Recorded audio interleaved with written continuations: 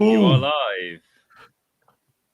All right. So welcome everybody to the WPT Community Space. If you're just joining in, we obviously have Gone Jeeping and Landy, which is what are you now, Big Dog admin or something along those dog lines. admin, yeah, because I am the big dog. A big dog. Big dog. Big dog. Yeah, so we were just talking a little bit backstage about ledgers and the old Landry or Big Dog Crypto himself has actually gone and purchased himself 2. So I can't see it. Just looks like a white piece of paper. Yeah, well, these are the boxes. So that one has like a nice L on it, even though that's the cheaper one. That's that's the new brand logo, and that the white one is that the S or the X? That's the X. Ooh. And then that would be the S. All right. So I bought what I've done is I bought the backup bundle, is what they call it. So that comes with the big boy that's got the internal battery that you can take out with you wherever you want. And then it's also got the S, which only works when it's plugged in. So you basically, the idea is you keep this one at home. You don't use it unless you're sat at home doing nothing and you need to just trade a bit or something. I don't know. But that's the main one, the X.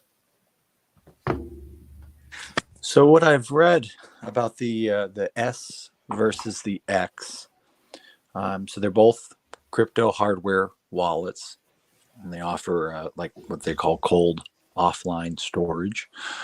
And I guess the Nano X supports up to 100 crypto software apps versus only 3 on the Nano S.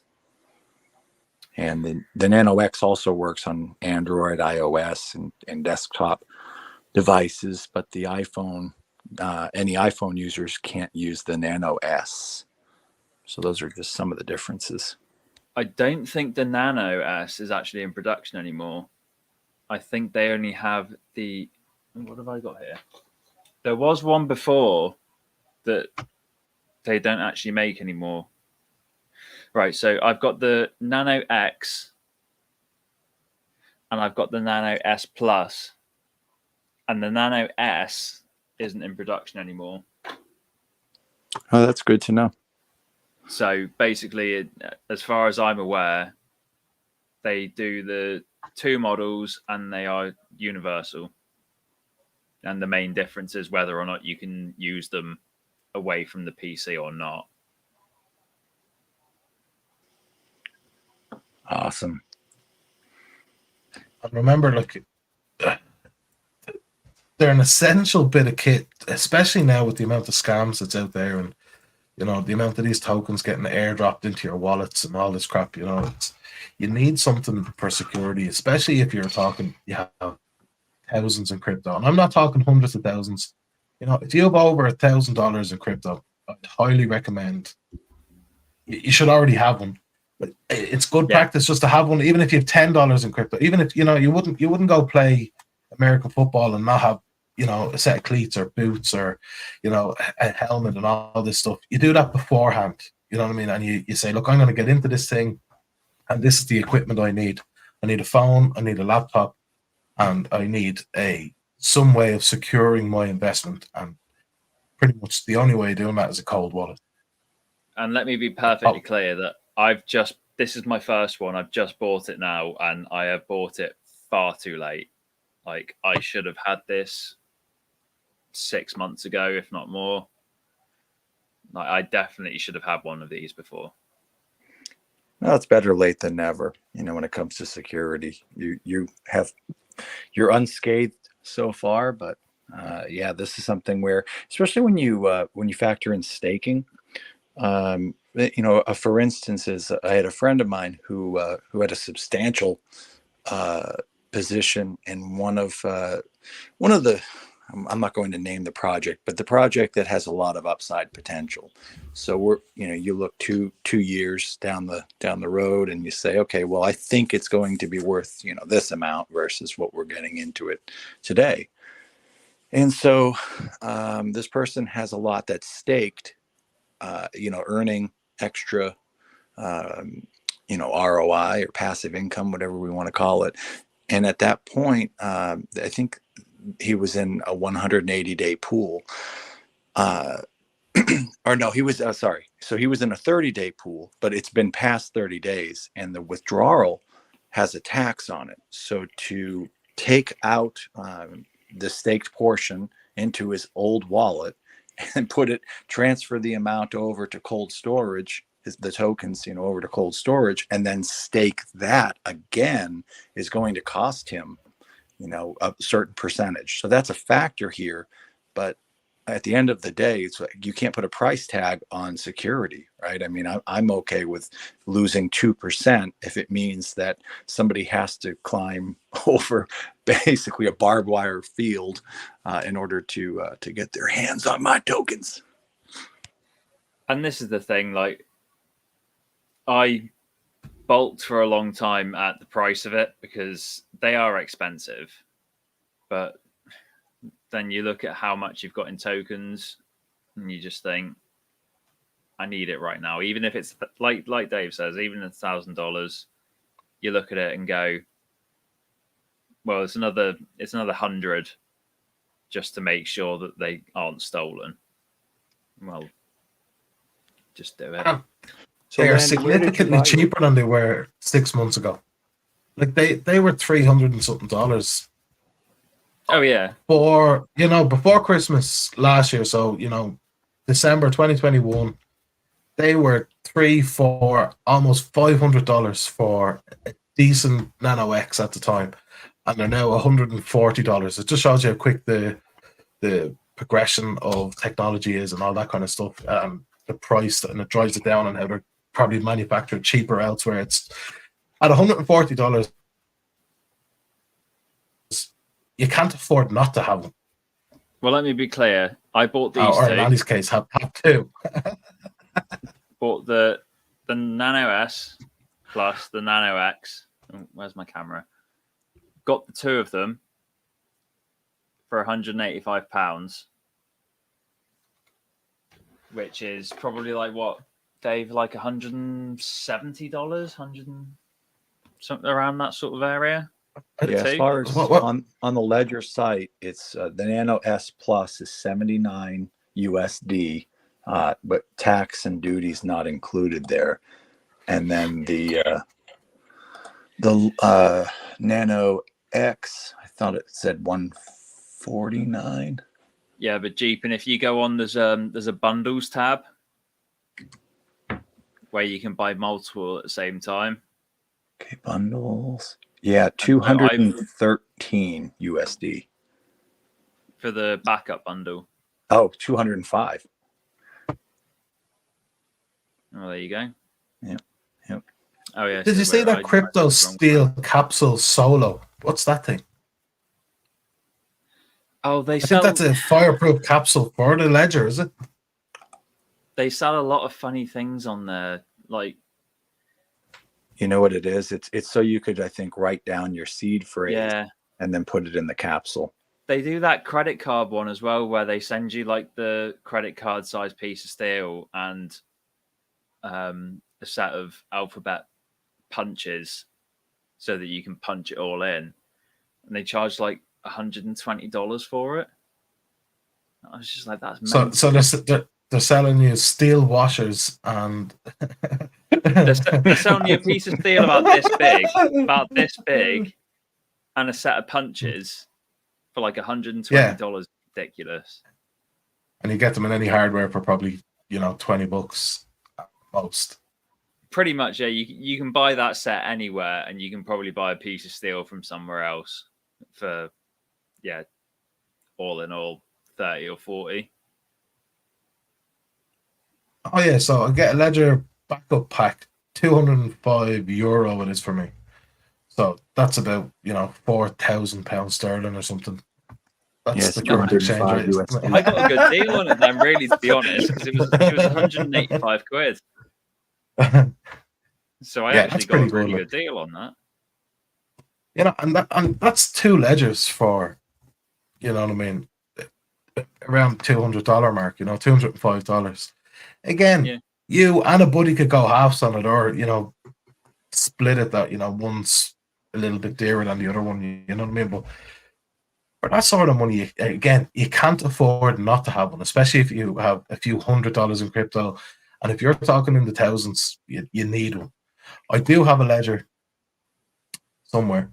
I haven't Well, this been using it, particular which is kit, just as bad. So this yeah, let's. particular kit is definitely like buy it for yourself sort of thing. But they do that triple pack as well. Like if my brother wanted one as well. If I knew a third person, it definitely would have made sense for us to get that family pack. What is it, three for $400 sort of thing. Yeah. That's the Ledger Family Pack X, okay? But you can get the Ledger Family Pack S Plus, and that's $213 for 3 of them. And yeah, to reiterate, it is better than not having it. I like the idea of the X because you can take it away with you. Like, I mean, everyone leaves home for a week at some point. You go on vacation somewhere, don't you? No. Right, you're a liar. Yeah, okay. You went you went to Spain like 3 weeks ago. I know, yeah, I did. No, but like, are you gonna take your ledger with you? Really? Oh, yeah. Like, oh no, man, that's 100% getting lost. No, I don't lose things. Well, the thing is that I think if you have your seed that's a complete phrase, lie. I have lost money on DGen plays. Let me put that forward right now. But that money was not something that I could actually hold. So, right, yeah. right. But if you lose your seed phrase, you could always buy another ledger and import that private key back in. So just because somebody has your ledger, I mean, they still need the PIN, right? So let's kind of talk about the process of how you use it. So I can tell you my experience. Jeep, and just to interrupt you, before we actually move on to this, I'd like to point out to everybody that I don't have a ledger up until this point. This is my first one. And so when he's explaining it to me, this is an explanation for anyone that doesn't have one, because I have never used one. That's what I was going to say. Between Landy, myself, and Jeep, I haven't set one up in almost 3 years. Jeep, and you done one pretty new, or like relatively, you know, recently, haven't you? Yeah, I mean, I helped a friend out, I would want to say a couple months ago. And Landy's never set one up before, but so what I'm thinking we'll do is we'll just make a little video, and you know, Landy can put up his seed phrase so everybody can see it. I've got it typed out ready on Notepad on here, so I'll just share that to the screen, and then we'll all be good. Then anyone that never share your seed phrase. Warning. Yeah, but then if I forget it, thousands of people know it, and they can tell me what it is. That is British sarcasm. Never share your seed. Yeah, that phrase. is. Yeah. We do sarcasm for everything. Honestly, like that was a joke, but we do it very deadpan, so you can't tell. Yeah, no, don't share your seed phrase or your private key. That's another thing people forget about. The private key is your seed phrase. Don't share that either, just in case. Well, they are the same thing. Your seed phrase generates the private key, just for anyone that doesn't know. So they are the same thing. Oh, Jeepin's gone. Jeepin's gone. Oh, who's going to teach me now? Also, don't trust them third-party sites that you put in your seed phrase that generate you a third-party key. Don't put your seed phrase. Don't put your seed phrase anywhere unless it's something like MetaMask or Trust Wallet. Like, have you seen this? Like, there's websites out there that you put your seed phrase in so that it generates a private key. I mean, are these people crazy or what? Like, that's just insane.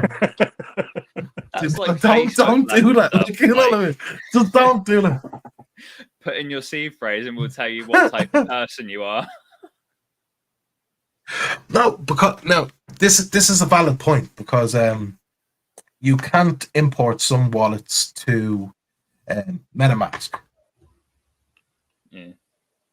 You know what I mean? You need to have that private key. They don't accept the seed phrase. Some wallets don't generate a private key, so some people will actually put in their seed phrase that it generates. Now, there is legit sites. I'm not giving them out because you're going to lose all your money, and I don't want to be the one to blame. There is legit sites, but I still would be cautious of putting my seed phrase anywhere at all. I wouldn't put it Amen. anywhere. Not a chance. I never take a screenshot, because your screenshot of the seed phrase, if you're on your mobile device, that can end up in iCloud. There are people out there that are trying to steal your credentials, trying to get into iCloud, which is cloud-based, and then they can surf through the pictures, hopefully finding that. That is you always want to write down your seed phrase. Take the extra time, write it down on a piece of paper. If you have to, or if you want to, you can do like me. I took a stainless steel. I purchased on Amazon a stainless steel. I think it was $16. Little, basically just it looks like a plate, and then it's numbered, so 1 through 24, and it comes with a sharp tool, and you etch in your seed phrase. So it's not the most beautiful looking thing at the end, but what happens is that if there was to be a fire, you could recover that, and still, because it's etched in, you could still actually recover your seed phrase. And this is what I was saying earlier, like Ledger sell them, which is, fine. If people want to pay that, that's absolutely fine. But they sell basically that exact same kit for, I think it's just under, I think it's like $96, which is extortionate. That's a lot of money. $16, I think USD is what I paid. But they do sell that, and if people aren't comfortable doing it themselves, then that is available to them if they're willing to pay the money for it. But yes, you can do it much cheaper.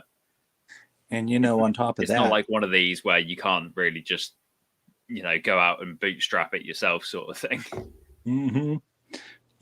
My backup to the backup, right? So you don't need your seed phrase unless you need it. So in other words, you don't need it for every transaction or anything.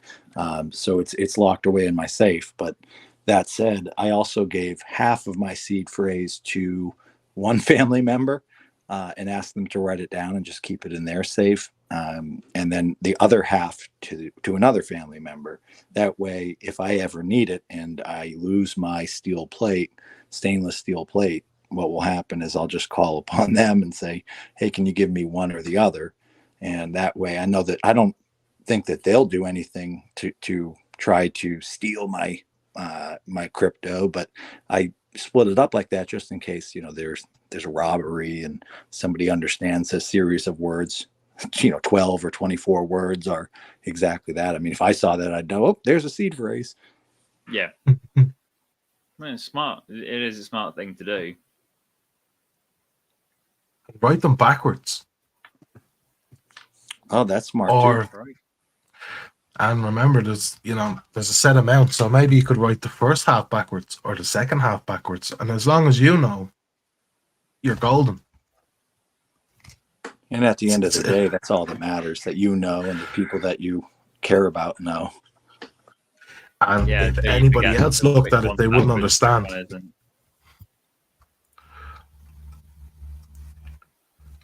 Sorry, could be my internet. Probably is. So do you want to talk about how, once it's set up, I can walk you through kind of how a transaction works? Well, we can do an unboxing because I haven't actually opened this yet. Well, I've opened it to this point so I can see what it looks like. So you've unboxed it, you just ruined it. No, what's it smell like? Not unboxed though, it's fine. No, the whole thing, you have to do that whole, turn the mic up full whack and open it up and have all the noises. So I'm going to be doing the unboxing today. This is the Ledger. Let's pull it out. What's that thing called on YouTube and TikTok and all them? There's a name to that. Do you know the sound? It's that Oh, what do you mean ASMR? Yes, that's exactly what it is. Oh, that's just And that's sounds what of the things. I know, but that Do you want to see what but they do that in the but they do that in the Yeah. unboxing things as well. That you have the sound of the tape opening and the box going, all this kind of stuff, you know. And the same, it's just so weird. I'm just looking at these people in the videos, going, why is he emphasizing the sound of things? I just want to see the thing come out of the box. So we've got the Ledger Nano S Plus here. What does it sound like?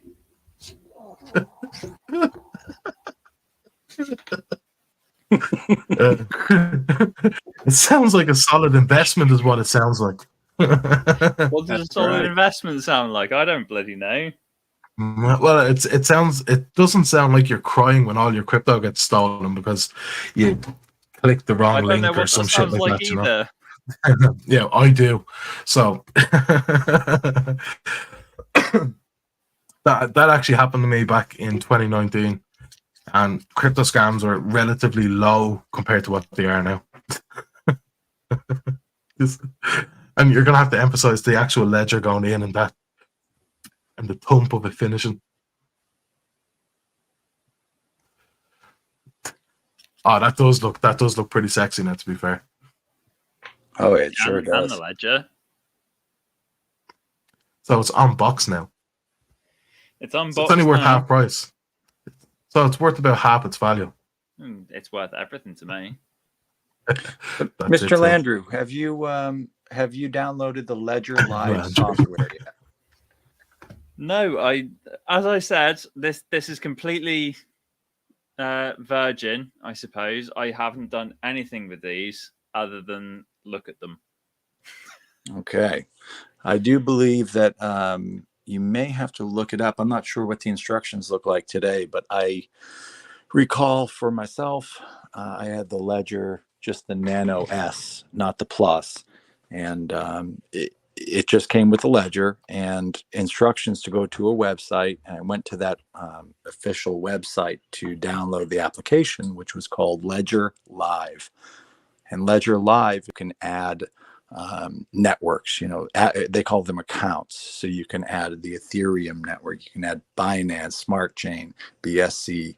So depending on where you want, what tokens you have or what coins you have, really drive what accounts you need within the Ledger Live. Okay. Right. So I'm just looking through the documentation. So this is the Nano. I'm going to do this because I think this is an interesting thing for me. Might not be for everyone else, but that's the Nano compared to the non-Nano, the X. So the Nano S Plus Nano S Plus. Versus the Nano X. Yeah. So not Looks a like massive you could difference in size. You can get like an extra couple of million into the X then by the looks of it. Well, I mean, if this one can store my 18 million that I currently have, then this one can definitely store like another 6 or 7 maybe. And then I might have to splash out on another ledger. I don't know. That'll be a faff. Like, remember that's too much for me to have to handle. And remember, that's 18 millionths of a penny. Yeah. No, but interestingly enough, as well, like if I'm going to do like one of these full YouTube unboxing videos, right? This is the box that the cheaper one comes in. So you get this, and then you take that off, and it gives you the trust yourself, and then you take that away. Yes, I did drop it. I know you did. Durability testing. And And then it comes in a very nice thing. You take the ledger out, and it's like goes to ledger start. That was on purpose. That pops out on its own safety. I don't know why they put a spring in there. It's really annoying. You get this nice little thing there. Seed praise. So that's how the cheap ledger comes packaged. Let me box that one back up real quick. The expensive ledger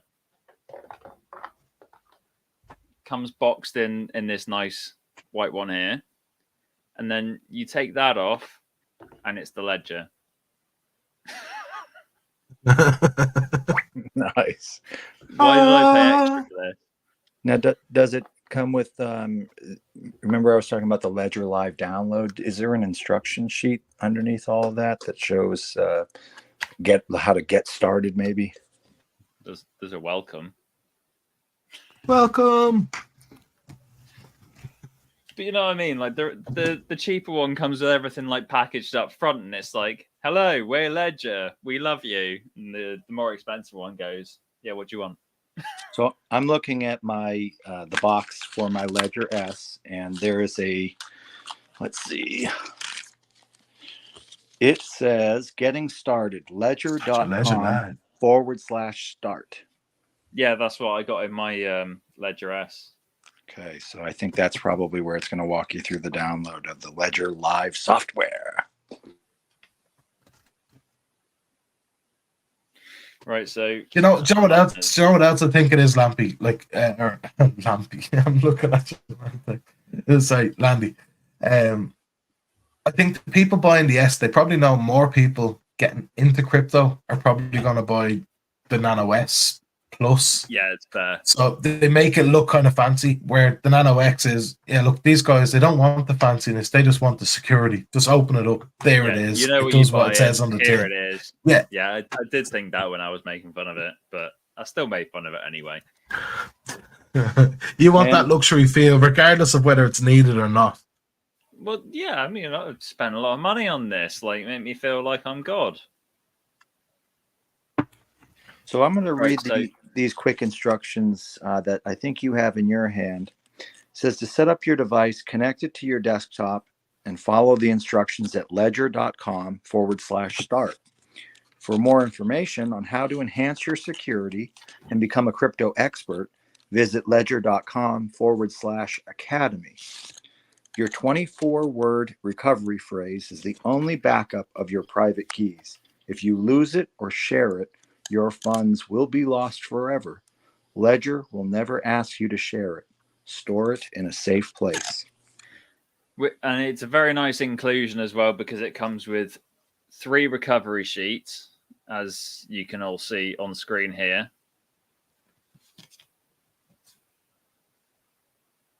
So that, I mean, you could do this yourself, obviously, but I think that's a nice inclusion where there's 3 sheets where you can write it down and then store it safely somewhere else. Put it in the 3 different continents.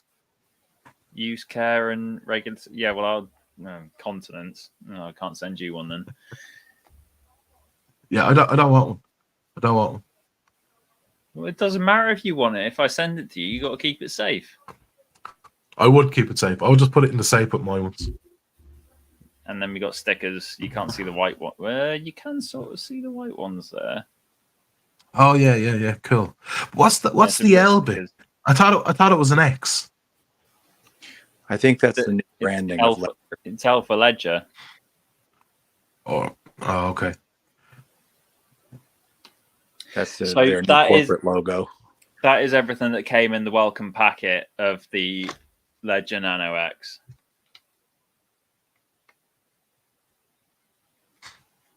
So it sounds like you want to go to ledger.com/start.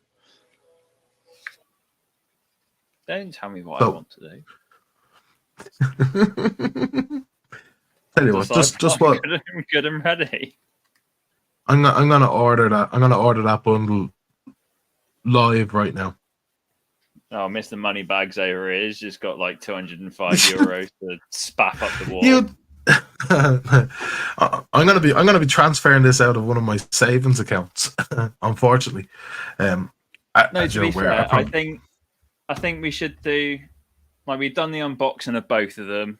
We've given a fair review of them, and then I think we should go through setting them up together. Yeah, I agree. I only have probably 20 minutes or so, but I'm happy to give you any time I can here. No, I mean, like, if we've done the unboxing, Dave's now ordering a set, the same set as what I've got, so we should set them up at the same time. Oh, so right. So that we can go through it, we can discuss it. If any of us come across any problems, they will also be on, and we're talking how to get through them. It's a great idea. If I do say so myself, I think it is. I'm just going to say, also, if you are looking into a ledger, I know I've said it before, I'm going to say it again anyway. Go to the ledger's actual website, not off Amazon, not off Wish or AliExpress or any of those mad, things. I don't care who says it's real. Never buy a second-hand one.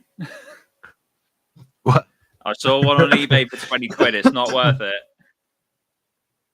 Yeah, definitely. That's don't buy a right. second-hand one. That's a good point, because somebody would. That's a great scam, actually. Somebody who knows the private key or knows the seed phrase and then sells it to somebody who's just trying to save $1, or a pound. So yeah, they would sell it to you, and then ultimately always be able to restore and have your seed phrase and import it into their new ledger. Because the ledger is, you can lose it, you can destroy it. Again, you just need to download Ledger Live and then synchronize it with your new ledger. And the only way to do that is to have that seed phrase. And this is it. Like, you can't put a price on security. Like, if you're buying a safe, you don't go on eBay and try and buy one for £10 or $10 or €10 or whatever, because you just look at it and go, I know it's not worthwhile even buying that. This is exactly the same thing. Like, it costs the money that it costs. It is a decent chunk of change for a lot of people, but it's what you need. Depends on the safe there. Like, I'd love one of them proper, like, old school safes. Yeah. Like, and I would scour. What we have over here is done deal. It's like the Craigslist of Ireland. You know what I mean? I'd scour that looking for some old school safes or something like that. You know what I mean? But when it comes down to technology based stuff, just buy new, unless you absolutely 100% know the ins and outs of that product. Like a laptop, if you're some type of tech or some type, that's in your wheelhouse, perfectly fine. Off you go buy it secondhand. But if you don't know what you're doing, just buy it new. Especially if you're going to be doing crypto on it and financial stuff. You have no idea what the last owner did to that laptop or has access to. It's buy new and buy reputable. Right. I mean, you get a lot of it. You see people that are like, oh, yeah, like Dave said, oh, I've bought a laptop off of eBay for 50 quid and it's the new model. And then you find out that it's been stolen from somebody else and you can't even use it. Right. Like, runs the same risks, really, when you think about it. So one of the biggest misconceptions is that, at least from the folks that I've spoken with about Ledger, and is that they feel that, or they think that a Ledger is, you plug it in and then that's your wallet. And so, like, for instance, let's say you have MetaMask and you're using MetaMask right now. I refer to those as hot wallets or online wallets. So I have to log in. I have a username and I think it's just a passcode. So I put in my password and I can then view my MetaMask wallet. Now, that said, the ledger is not like you have the Ledger Live software, which we referenced earlier, but it's still you're connecting your ledger on top of another wallet. So what I mean by that is, for my own, for instance, I had MetaMask. I created a brand new account from scratch for MetaMask, and then there's an option to import in and connect with a Ledger device. And so really a Ledger device, I think what's happening is it's shifting the private key that was on the online, on the computer, whatever MetaMask delivered. I can't go to MetaMask anymore and say, show my seed phrase. It's been transferred out to the Ledger. So the funds, for me at least, are still visible and viewable on MetaMask as my interface to the blockchain, but I have to, in order to send funds out of that MetaMask account in my example, I actually need to connect the ledger. It won't let me because it knows, the MetaMask account knows that it doesn't have the authority to do so. So that's where I need the ledger as an extra piece of authority. So it's not really a cold wallet in the sense of once you unplug it, the wallet's offline. It's more just an extra additional layer of security to an existing wallet that's online. If that makes That's sense. the way I understand it. Like a lot of people do think exactly what you say, in that the tokens are then on the USB stick essentially that you own, but they're not really. Like they're not on it. It's just an authorization key. Exactly. That's the way I understand it as well. Like That's they are exactly. still live, but you just can't do anything without tapping the buttons on it. Right. So for the older, if you do happen to have a Nano S from before they stopped selling them, for that one at least, I have to plug it in USB. I connect it to my desktop. I have MetaMask open, and I actually have to type my PIN code in. There's a PIN that you set up through Ledger Live, and so now that PIN code is actually on the Ledger USB stick. So I have to toggle buttons on that USB stick, and up and down for the numbers. And once I reach it's an 8-digit PIN. After I type that in, if let's say I'm trying to send some ETH over to Big D, and what will happen is How much you sending? just 0.000001. So, and then the gas, of course, much more expensive. But so that's the ETH. If I was to send that, what will happen is MetaMask will pop up with saying that you need to approve on your Ledger device, and I can then use the keys. They're just little tiny buttons on the top of the ledger to go left or right, and I can review the transaction just as if I didn't have the computer screen at all. However, I can review the transaction there as well. So I toggle through, and the very last screen on the little USB device says accept and send, and then I have to press both keys simultaneously together. So these are the extra precautions that that at least the Nano S provides. Yeah, and that is a very important thing to bring up, because there are so many things that you can do wrong in life, but you can't do that wrong. Like, it's very specific in saying, like you say, press the 2 buttons and all these things, and you need to have that security on your wallet. If you've got $10 in there, then play with it as you will. But as we've said before, even up to just a couple hundred to 1,000, you need to have one at that point.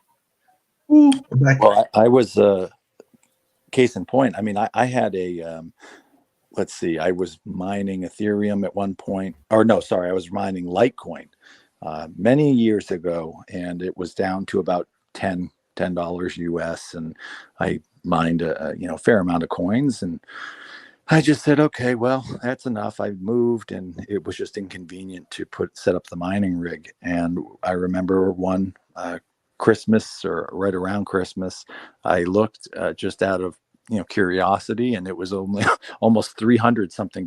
So just because you have $10 on it now doesn't mean that it's going to be $10 in years from now. So I still think that you should always use a ledger for that.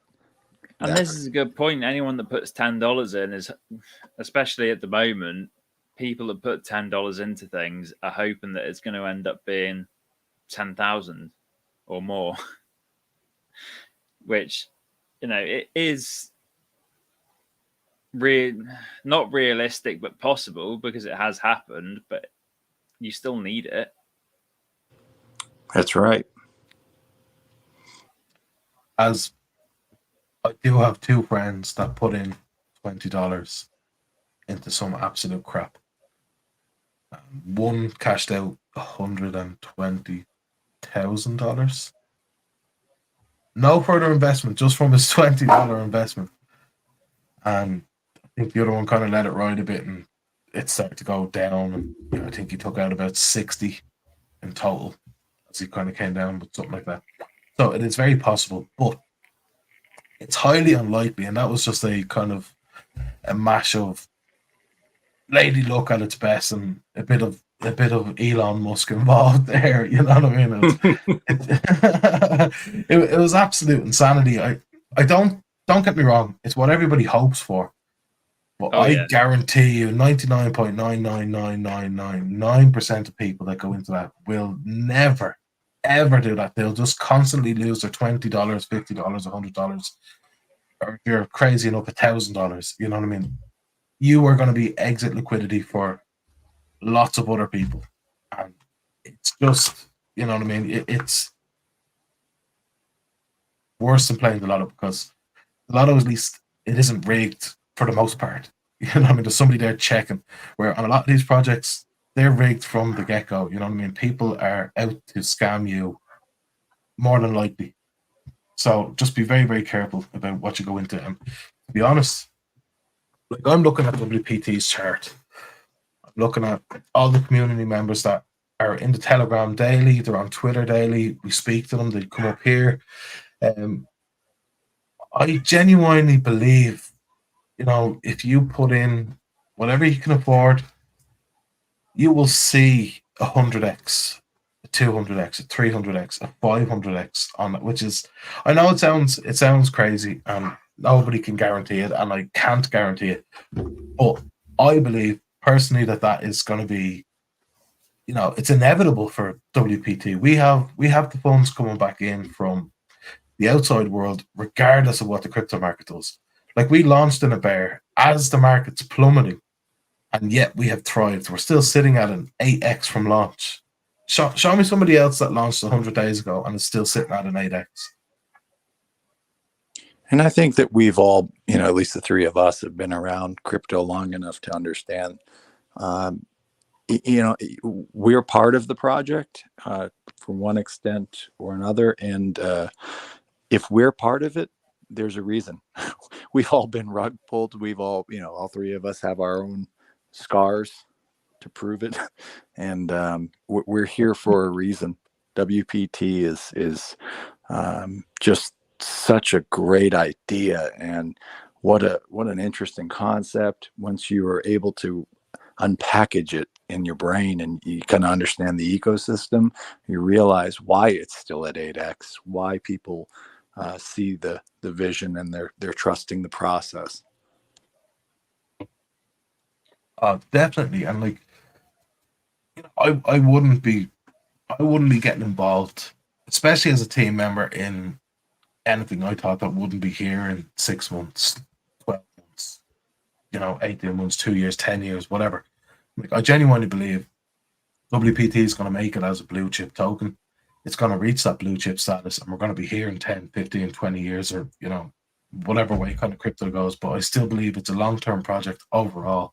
And that's the only reason I'm involved as a team member. It's no other reason. I genuinely, I can invest in absolutely anything I want to, but I don't, because I have I went through a pretty bad stage last year, as I'm sure a lot of people did, when they were investing and stuff.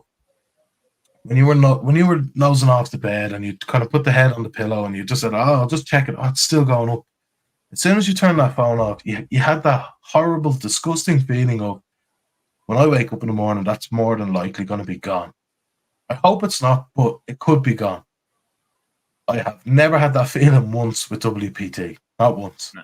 I go to bed knowing that my investment is safe in the morning. It may be down a little bit, it may be up a little bit, it could be up a lot, it could be down a lot, but it's going to be there in the morning. I've been in projects where there was absolutely no liquidity. Within the 6 hours, I don't sleep a lot. Do you know what I mean? 6 hours is a long sleep for me. Within 6 hours, I was up in profit, and to wake up 6 hours later that there is no liquidity that I can actually remove anything, it would cost more in gas than it would be to get my tokens back out. I think you hit on a really good point. Big D is you'd mentioned it earlier too. You said you're going to be exit liquidity for someone. You know, that whole concept of liquidity and liquidity pools. If you are dealing with DeFi, you know, decentralized crypto, you have to understand that liquidity pools are not a guaranteed thing in the sense that just because you put in, let's say, $100 doesn't mean that you get out your $100. Somebody else could pull out your $100, and if the pool drops down to zero, there is nothing left for you. So in the stock market, you know, we used to call that somebody's left holding the bag, right? And that's kind of what we have to deal with in the crypto world, is especially on DeFi where there's LPs, is, are you going to be the last one? Did somebody exit and use your liquidity? You know, what you referred to earlier as exit liquidity.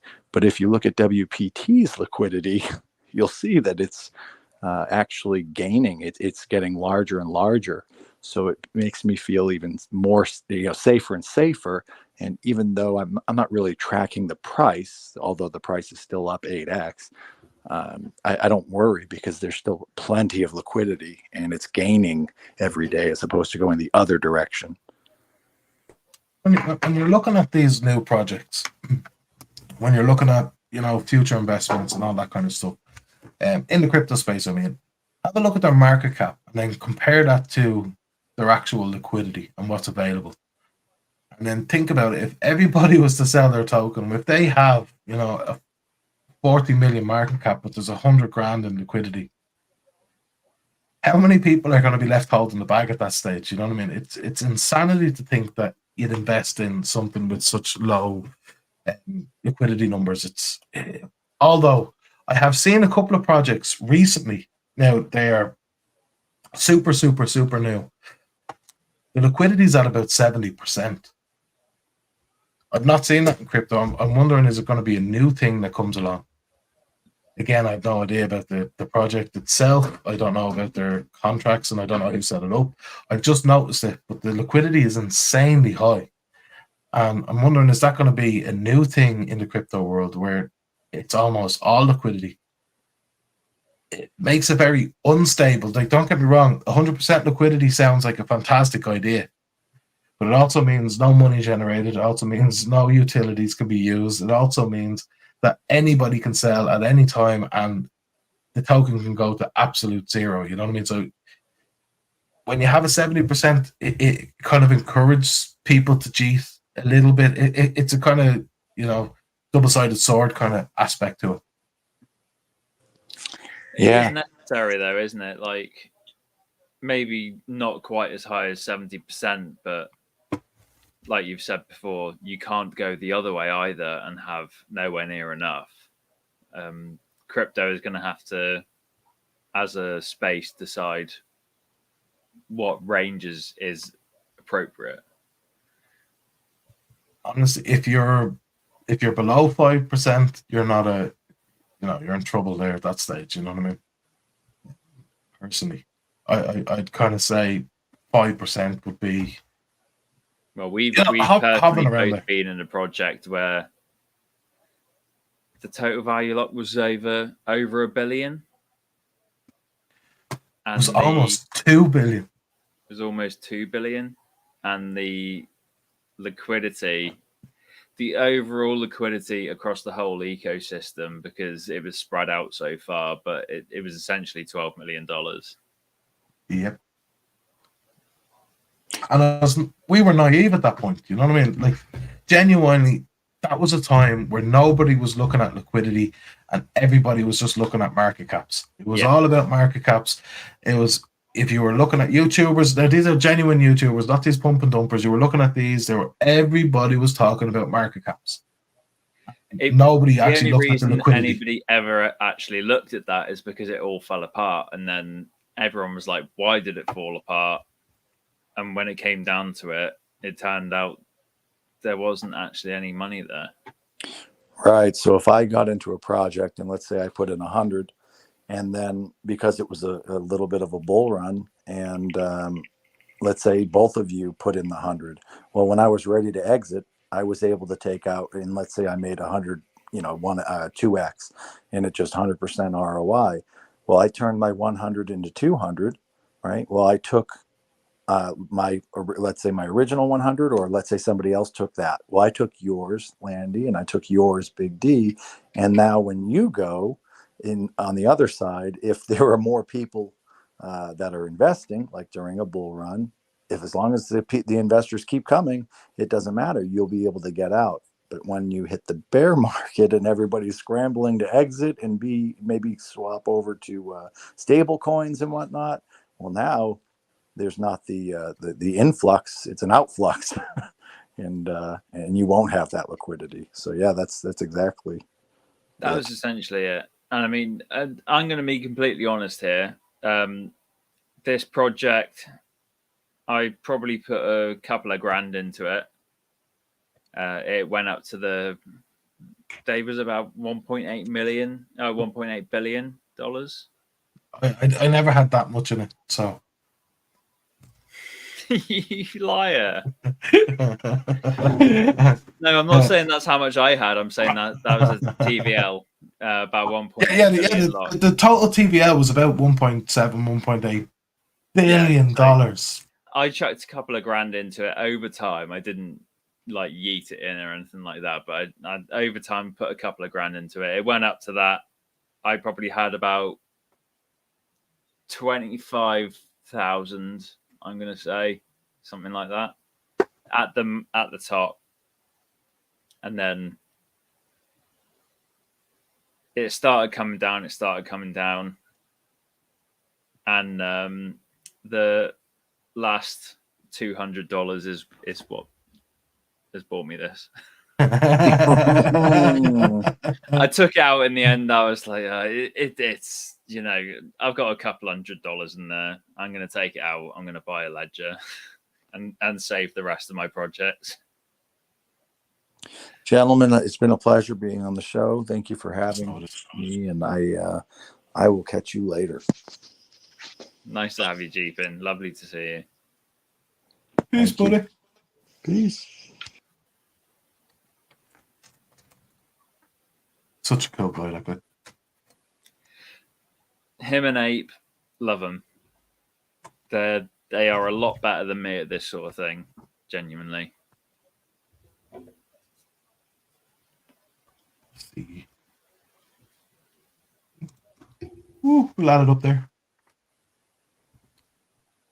Now we got Safe Moon on. Now this is the problem: is these headphones make me so itchy.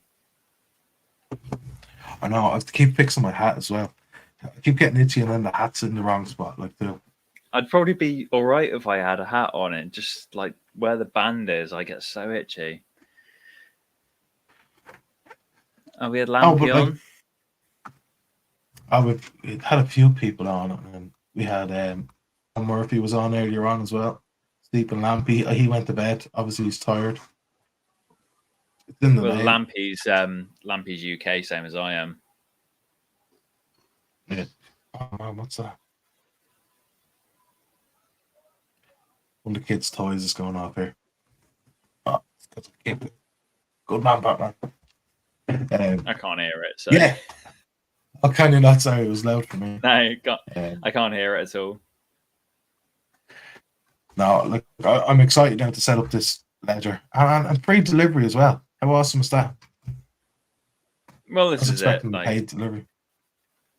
I get right pissed off when I have to pay delivery for anything. I'm like, just work it into your price.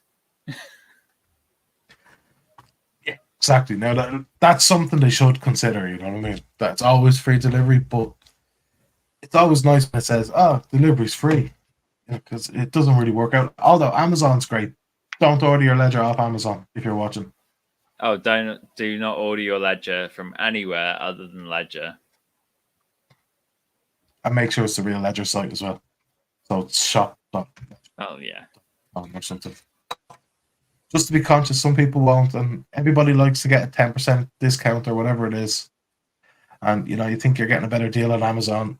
You have no idea who had that before you. So you have no idea who's selling it. It more than likely isn't Ledger themselves. So do not use it. I mean, I went on the Ledger site and it did give me an option to put in a voucher code or a coupon or whatever you want to call it. But I looked and there weren't any. So yeah, I done that while you guys were talking. I was checking out for them. I was gonna, if I can get 20% off this, I will. But there wasn't. To be fair, when I was Can't wait, looking it up, if you go on the Ledger Reddit or subreddit, as they like to call it, they do post them in there, but they haven't had one for a while, probably a month, I think. So there aren't any available at the moment, but they do put them up there every now and then. And that is Ledger themselves putting them on there.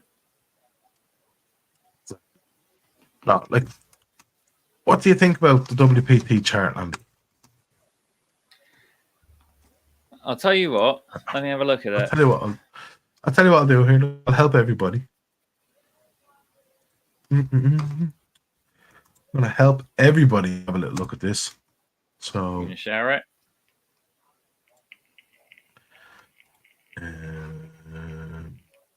Yes. Can you see that? I can see that. Awesome. Don't you have the Dex Tools one? I can get Dex Tools one? Well, I think that looks unfair to me, personally. Yeah. Let's be honest here. That is what first comes up on market cap when you first put it in.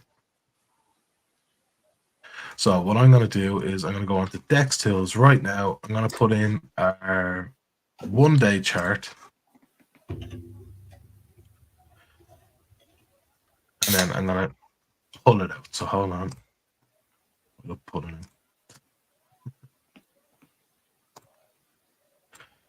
in. Also, as a PSA for everybody that is tuning in, this is not my forte. I'm not a technical analyst or anything like that.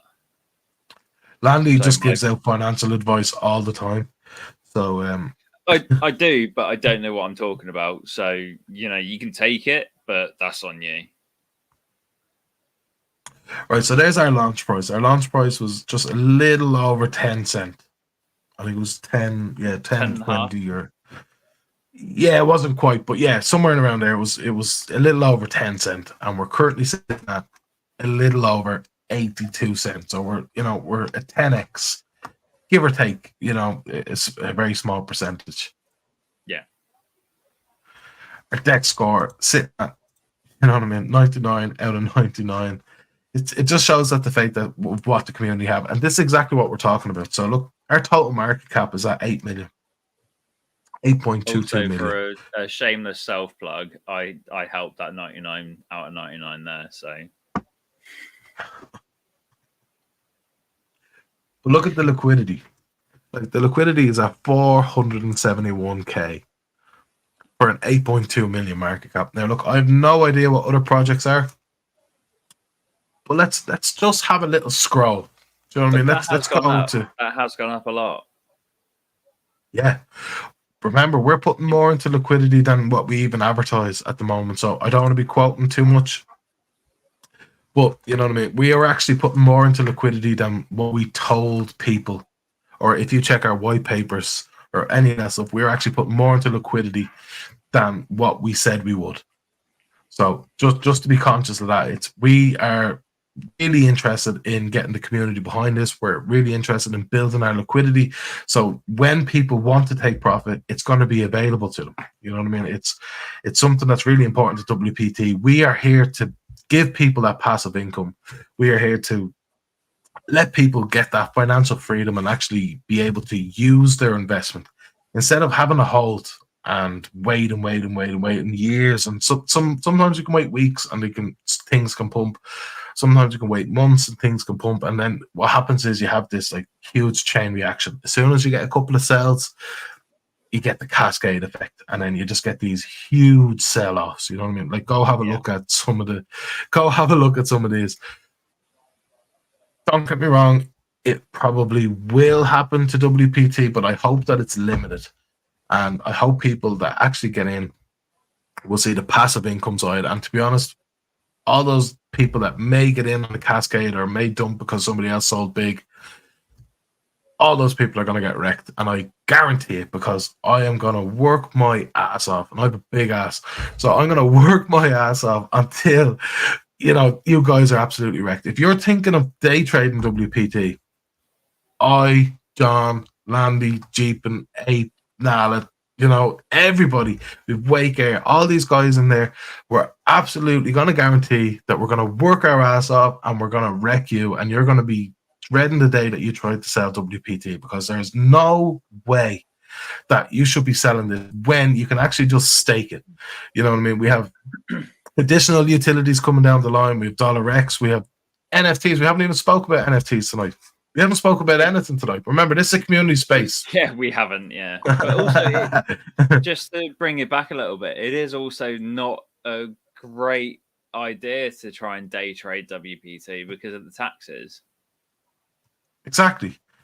Like, look, you have to hope it's extremely volatile to make any money on WPT purely because of the taxes, and we're not volatile like that. Like, yeah, you look at the chart, we've made there have been big moves up, down, whichever you want to say, but it's not something that you can day trade.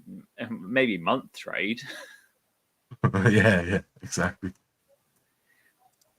But when you take the taxes into account, it's very difficult to just trade it. Like, this is there.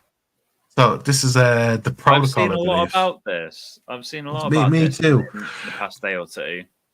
Exactly, me as well. And don't get me wrong, probably a fully legit project, and they're probably going to be working on their liquidity.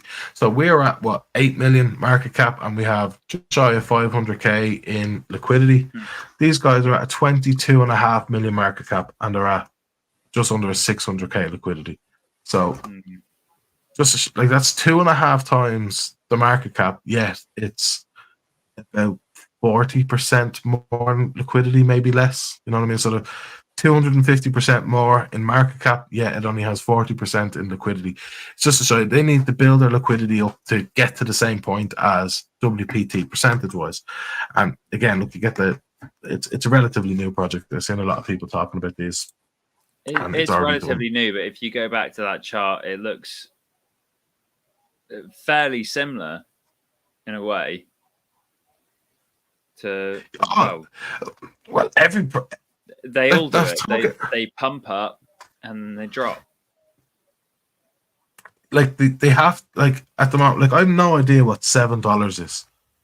I have no idea. $7.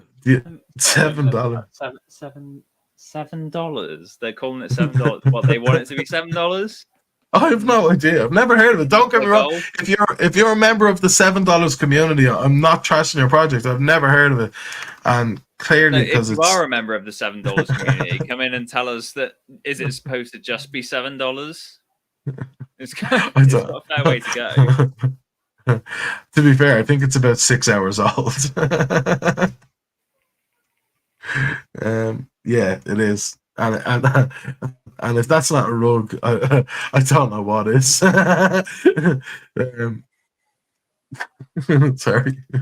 The only better example of a rug that I've got is if you want me to take the camera into the living room over there, and I'll show you another one. Yeah, so that just launched and instantly went down. Okay, and then there was one lunatic in the whole red wall. Okay, yeah, but like, its liquidity is $10,000, and this is what I'm talking about, right? This is the thing. So they have locked liquidity. I was looking at another project, and again, like, that is 100% liquidity right there. It's actually, believe it or not, it's 109% liquidity. I don't know how that works. That has to be Yeah, wrong. it is. Yeah, it is. That's 109% liquidity. That's wrong. That can't be It's wrong. all liquid. Everything. But it's over 100. How can it be over 100% liquidity? It doesn't make sense. Are they going to pay me to buy the coin? I don't know. That's just insanity. This is what I mean. Like, what are people buying? Seriously, though. You know, like, I'm not trying to trash other products. I'm just, obviously people didn't do any research at all, or else they wouldn't have bought into that crap. Like, you know what I mean? Like, it instantly rugged, and it didn't do absolutely anything. It's insane to think people are putting their hard-earned money. Don't get me wrong. I have put my hard-earned money into. Oh, sorry. I put my hard-earned money into rogues, but they weren't known rogues. To be fair, I've done some research. I checked out the communities, and they were active and all that. There's no way $7 was active. That thing just instantly rugged. Do you know what I mean? There would have been nobody involved in that thing. This was like, how are these people still getting away with it in this day and age? You know what I mean? Like, Because people keep able buying to it. trace these people. Yeah. What the hell, man? Like, seriously.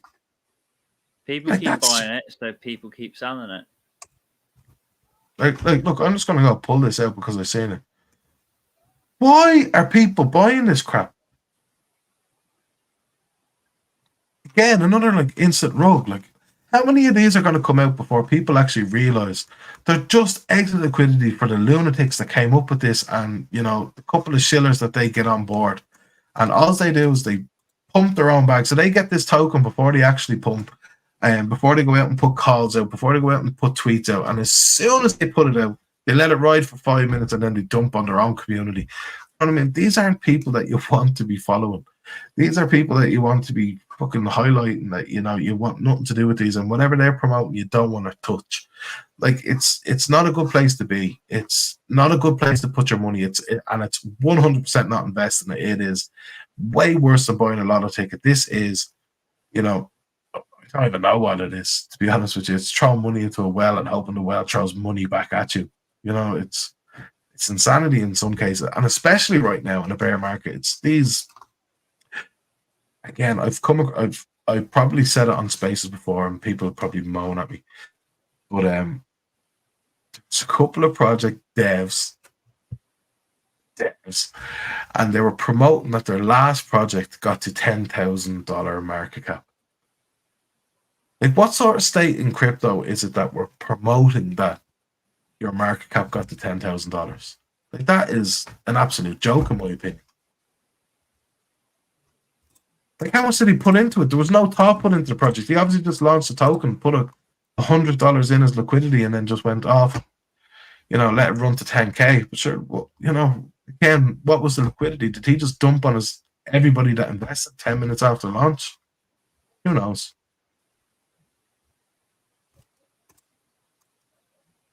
What do you think, Landy?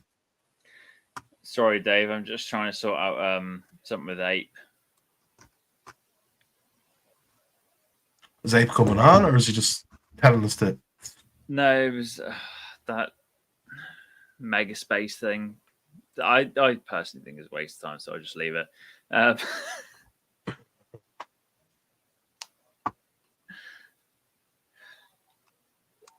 Say no more. My opinion on this is that people are always going to do it, aren't they? Like, you can sit here and you can say as much as you want. bring the charts up. People are going to do it anyway.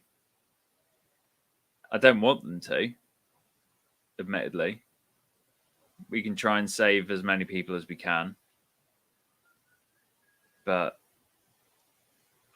what I'd much rather people do always... is, sorry, if they have $100 to degen, I'd much rather them do $50 into the degen and put $50 into a legitimate project that they genuinely feel will be there in 18 months.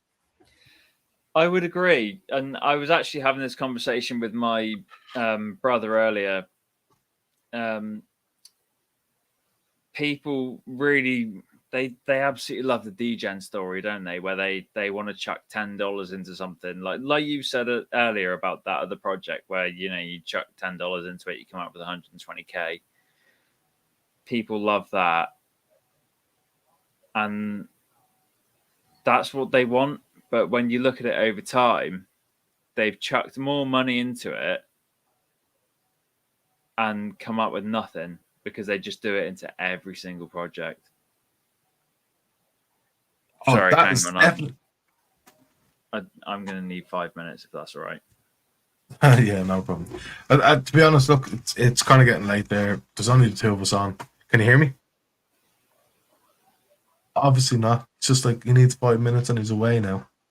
So it's just here on my own. Talking crap. But let's pull up WPT's chart while we're here. Not quite yet. And we're up to 82 cents. Woo! Someone's just after buying 0.24 ETH. Go on, you good thing. But like this is what I'm talking about. Like, check out the liquidity. Just shy of 500K and we have 8.2 million. Total transactions, 3,000, and we've currently got 450 in holders. Like, those holders aren't manufactured. I believe we've more holders than that now, genuinely. A lot of people would have staked their bags right at the start and just done all their tokens into the staking pools and just kind of stake and forgetting to just let those rewards build up. So I probably believe that we have 3 to 5% more holders than that. But, at the moment, 450 in holders. Let's say that's what it is. Like, imagine this when it's going to be 1,000 holders, 2,000, 4,000, 4,150 holders, so 10 times the amount of holders. Imagine what we're going to be at, as well as how big Pork Chop's going to be. Like, oh my God, Pork Chop. He's an absolute machine. Oh, it's not showing it on your screen. Don't know how to bring that one up now. But like, Pork Chop is, what are we at today? Just let me check. Pork Chop is in the main group. We'll call it out. Oh, what did I do there? Yeah,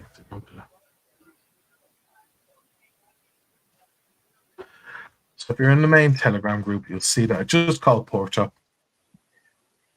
And in 8.5 days since the last time it was used and emptied, I might add, the corporate treasury and the ROI from the syndication from the MCA prime lenders has brought back 12.62 ETH. That's $16,595 or $93 in a little over a week. That is just crazy. Like, can you think of any other project with 415 holders and an 8 million market cap that can bring back, let's say, 12 ETH in a week back to their project and back into the charts? I genuinely do not think that it's actually possible for anybody else to do it from any legitimate means at all. Like, you know what I mean? Remember, like, we're totally on the side of the law as best as we can. We've, applied for our BIT license. We've applied for our money transfer license. We have Nala in there, making sure that everything we do, everything we say, everything's, I's are dotted, T's are crossed, and we're kind of planning ahead for what we think the regulations are going to be while being on the right side right now, all the time. I don't think there's another project out there that's actually putting in that effort, especially, a project that's only 100 days old. we're not in the eye of the SEC. We're not in the eye of, you know, governments around the world. They're not going to be looking at us because we're still quite small at the moment. They're going to be focusing on the big guys and how to get them absolutely nailed to the wall and get the biggest amount of money that they can from fines and, you know, making a big splash in the water. So they're not going to be looking at us, but yet we're still we know what's coming. You know, all the team members here, they can feel it. I know there's community members here that can feel it. Like, we know exactly what's coming, where WPT is going to be, and it's just going to be, like, I'm aiming for blue chip status. We've mentioned it before. I want to see WPT in the top 25 tokens.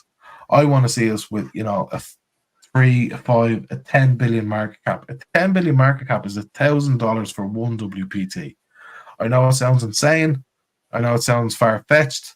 I honestly believe it is a possibility when all of the crypto market picks up.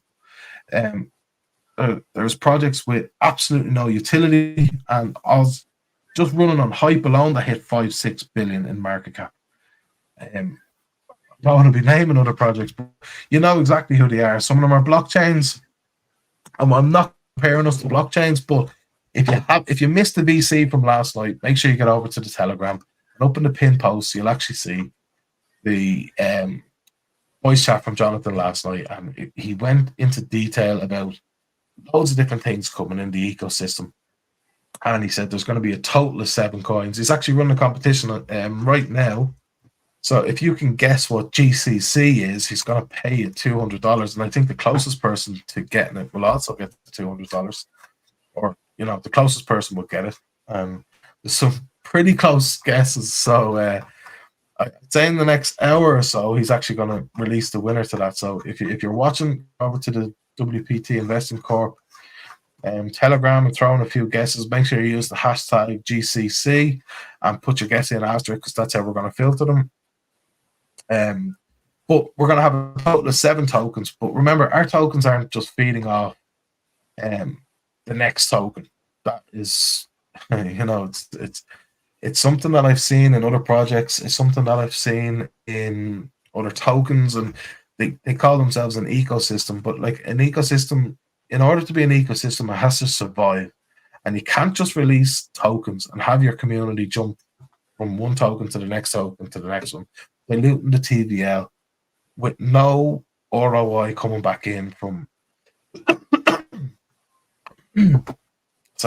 with no ROI coming back in from the outside world, or, you know, any utilities whatsoever, where each of our utilities are going to be, they're going to complement the last. And remember, everything goes back to feed WPT. So if you can't afford to be splitting all your money or putting in huge bags or any of this stuff, I wouldn't be selling WPT. It is probably the best thing to hold because it benefits from everything in the ecosystem. Because everything's going to feed pork chop.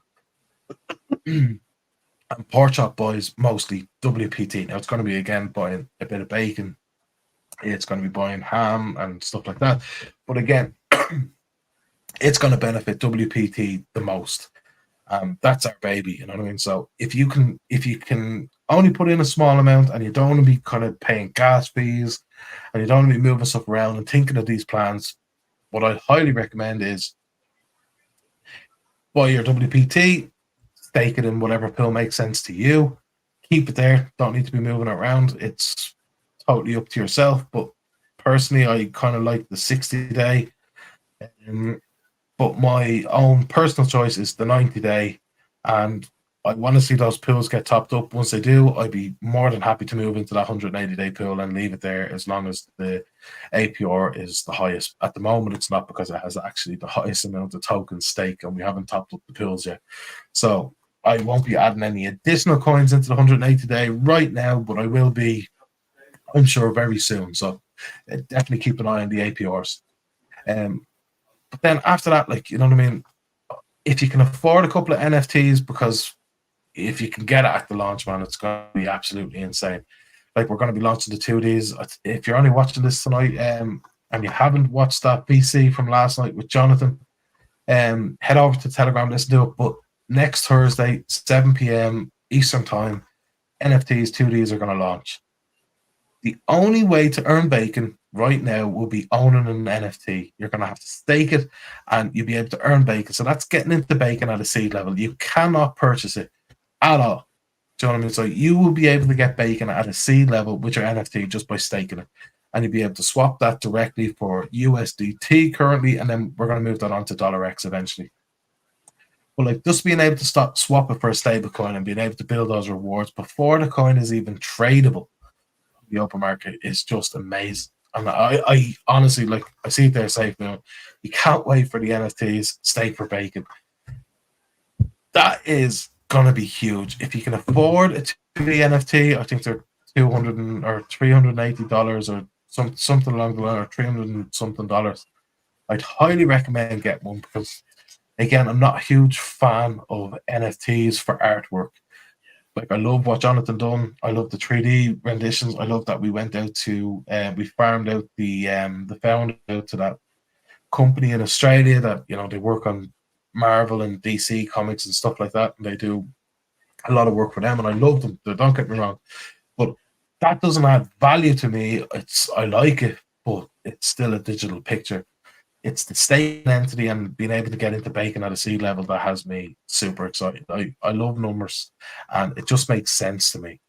I couldn't like who wouldn't like to get in on something that's going to be like, it has 1 million token max supply. Like, when have you seen a token with 1 million supply? Like, Bitcoin itself has a 21 million supply. I honestly, I don't know another token with 1 million supply off the top of my head. I'd have to Google it. That's how insane it's going to be. And then again, are they going to give you an opportunity to get into that token at seed level, or like a pre-sale without actually having a pre-sale? You don't need to fork out any additional funds. You're just going to stake your NFT and you're going to be able to earn that bacon. Just, it's insanity. I can't wait for it now, to be honest. If there's anybody in the chats, you know, they're excited for bacon, let me know and I'll bring up your comment up here. See, there's a few people watching on different platforms and I get the messages. You might not see all the messages, but there's a couple of different ones coming in. But I'd be interested to see what and who's interested in the bacon and how many NFTs they're going to purchase and do they have a strategy behind it? Because I like the 2Ds. I love the fact that Jonathan's actually raised the staking reward. So instead of 2%, 4%, and 6%, it's going to be 5%, 10%, and 15%. So those pools are going to be absolutely rammed full of people. And like, getting 5% of the bacon supply added into a pool and being able to stake, and like, you're relying on all one. Like, if you're going to do your numbers, you have to take into consideration that all 1,000 NFTs from each collection are going to be staked. But realistically, are they all going to be staked at the same time? No. So you're actually going to get additional rewards just because they're not in the pool anymore. And that's how Landy shaves his arse. How did you know that's what I was doing? No, sorry, No, I don't have central heating, everybody. I have a fire, and so I'm probably gonna have to go and check on it again in a second because it's gone out and it's cold. Do you actually not have central heat? No, I've literally I've got a wood burner. No, I told you I'm off grid. Is it an open fire with a back boiler, or is it like a stove that heats the water with a back boiler? It is unfair. I do have central heating, but I can't keep paying for oil, so I just don't. Okay. It used to be like £1 a litre, and now it's like £3 a litre, and I'm not doing it. Oh, for kerosene? Yeah. It's not £3 a litre. Way. It's fluctuating, but it keeps getting close. Not £3 a litre, it's not. It can be. We've paid we paid well over £1,000 for 500 litres. Oh man. Like, I get like if any of the revenue in Ireland's listening, this is just a story and it doesn't happen. But I often head up the north to fill up what we call IBC tanks. So they're like those big farmer tanks, cubes. Sorry, Like I'm not just gonna talk to myself.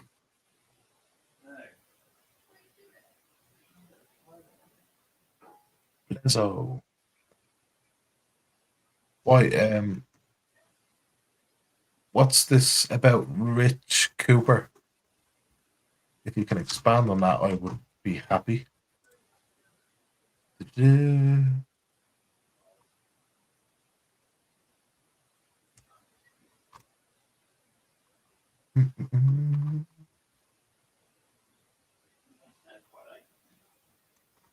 You let me know what this is about Rich Cooper. Remember, I'm on this, so I can't actually see what's going on in the main chat. So the place is probably like turned to insanity and there's people murdering each other and all this, and I have no idea what's going on. But if you can expand on that, I would be happy. Is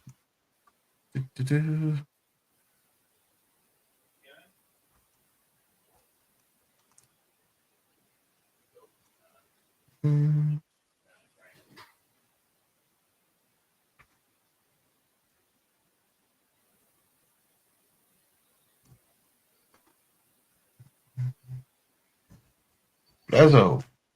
I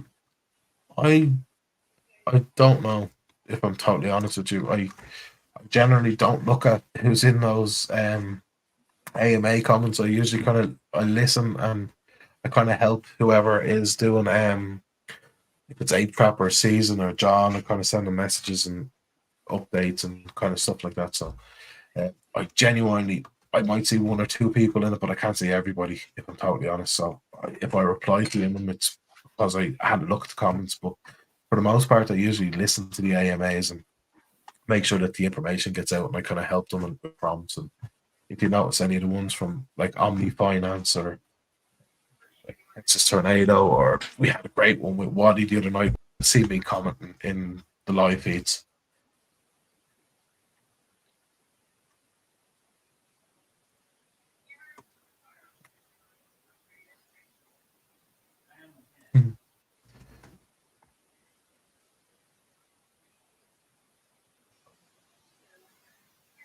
So, Blazer, just let me know. I don't actually know what the question is. I just kind of see, hey, has Rich Cooper ever been in our AMAs? So, to be on our AMAs. If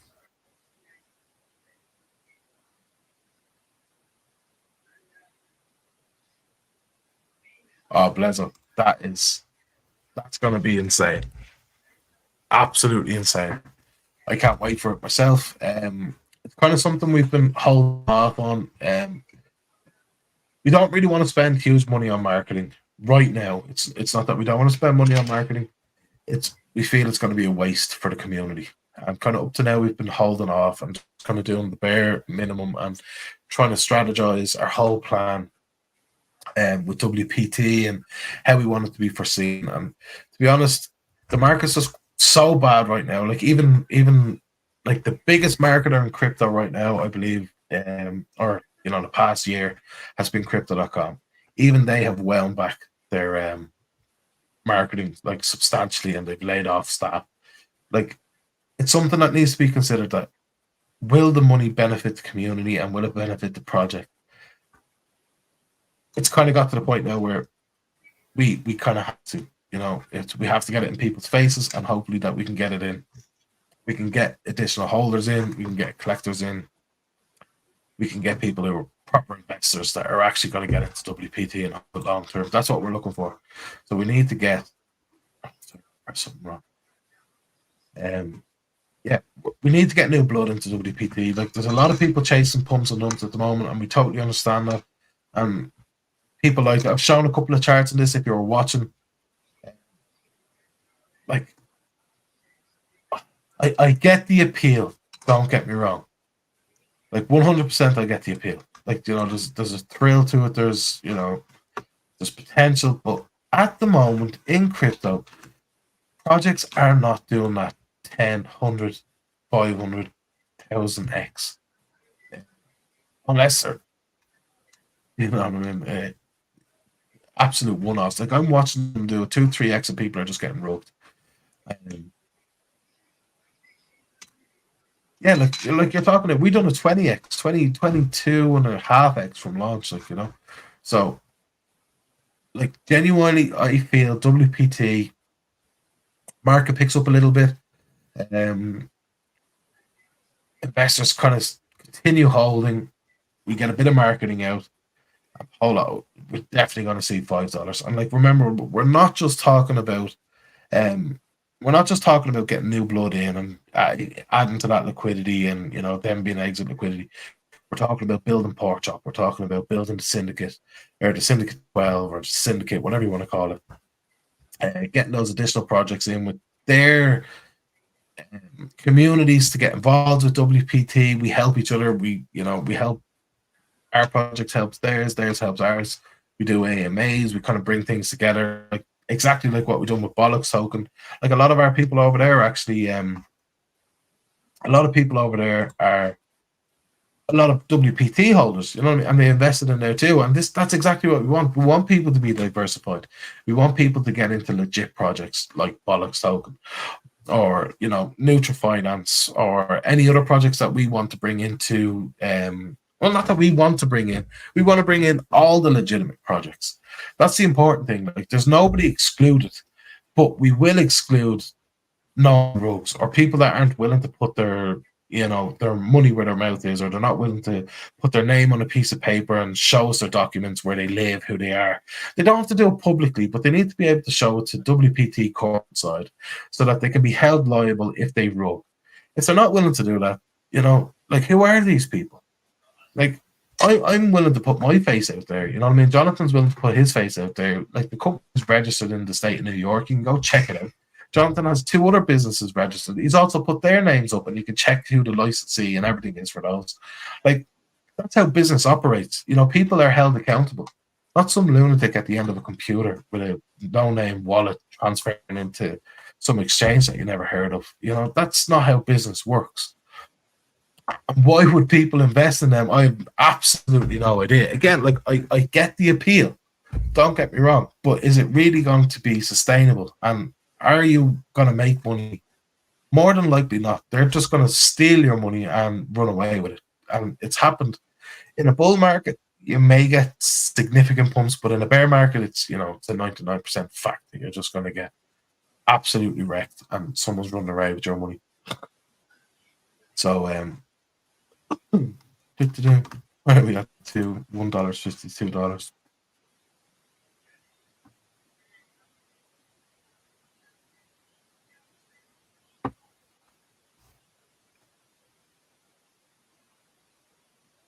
Yeah, me too. Like, you know, like, I feel WPT is it's a passive it's built as a passive income machine.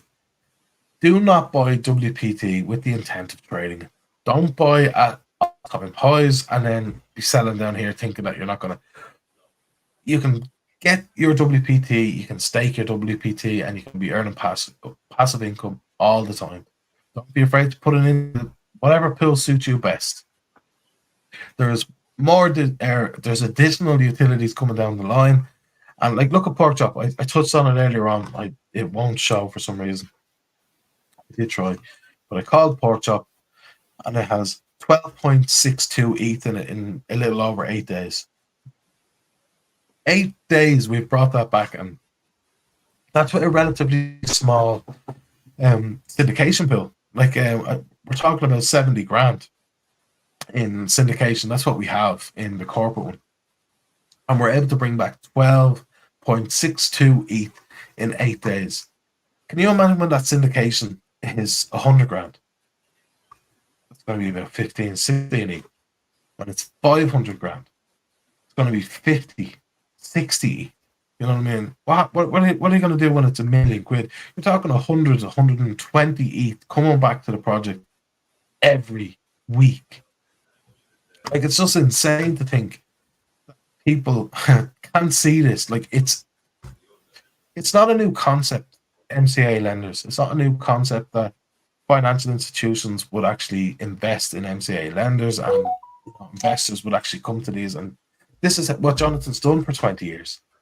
So it's not a new concept. It's just new to be brought to blockchain. So instead of Jonathan doing it with his own money and investors that may come to him with their money, we've done it with the WPT project itself. Like, this is a golden opportunity to get in at such a at such a cheap price. It's amazing. Like, honestly, I didn't think we would hit $2.22 this early. Do you know what I mean? I honestly thought that was premature, and this was inevitable.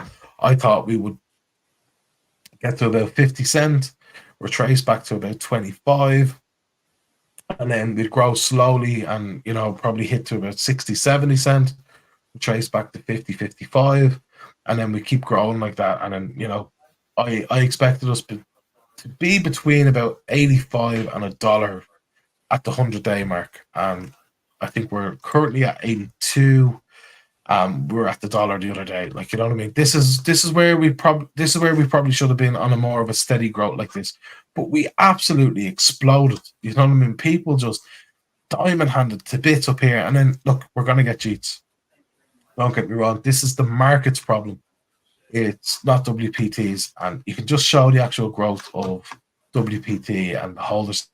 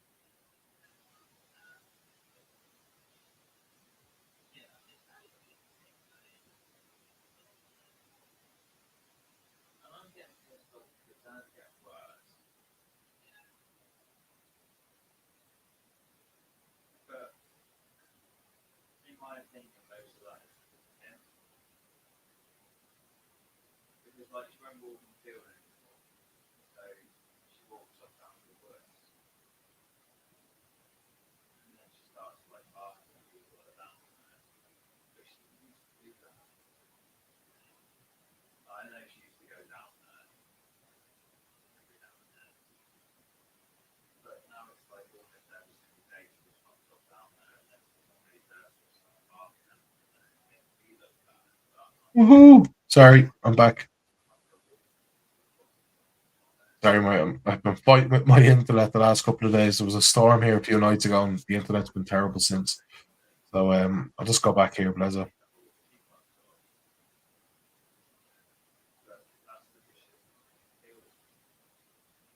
What was he saying? You need to do what you were doing now, but visualize it on paint. Draw it out.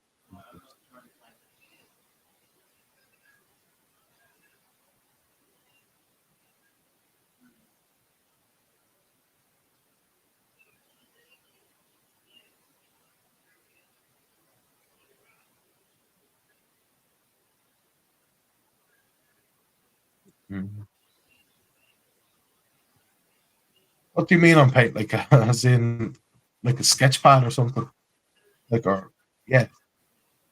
Like, I totally understand, but like, these are just kind of community space where anybody can come up and chat. Like, and you can put in your questions there, and hopefully myself and Landy, or just myself, because Landy seemed to pissed off that wherever he is fighting fires and setting up his back burner or back boiler.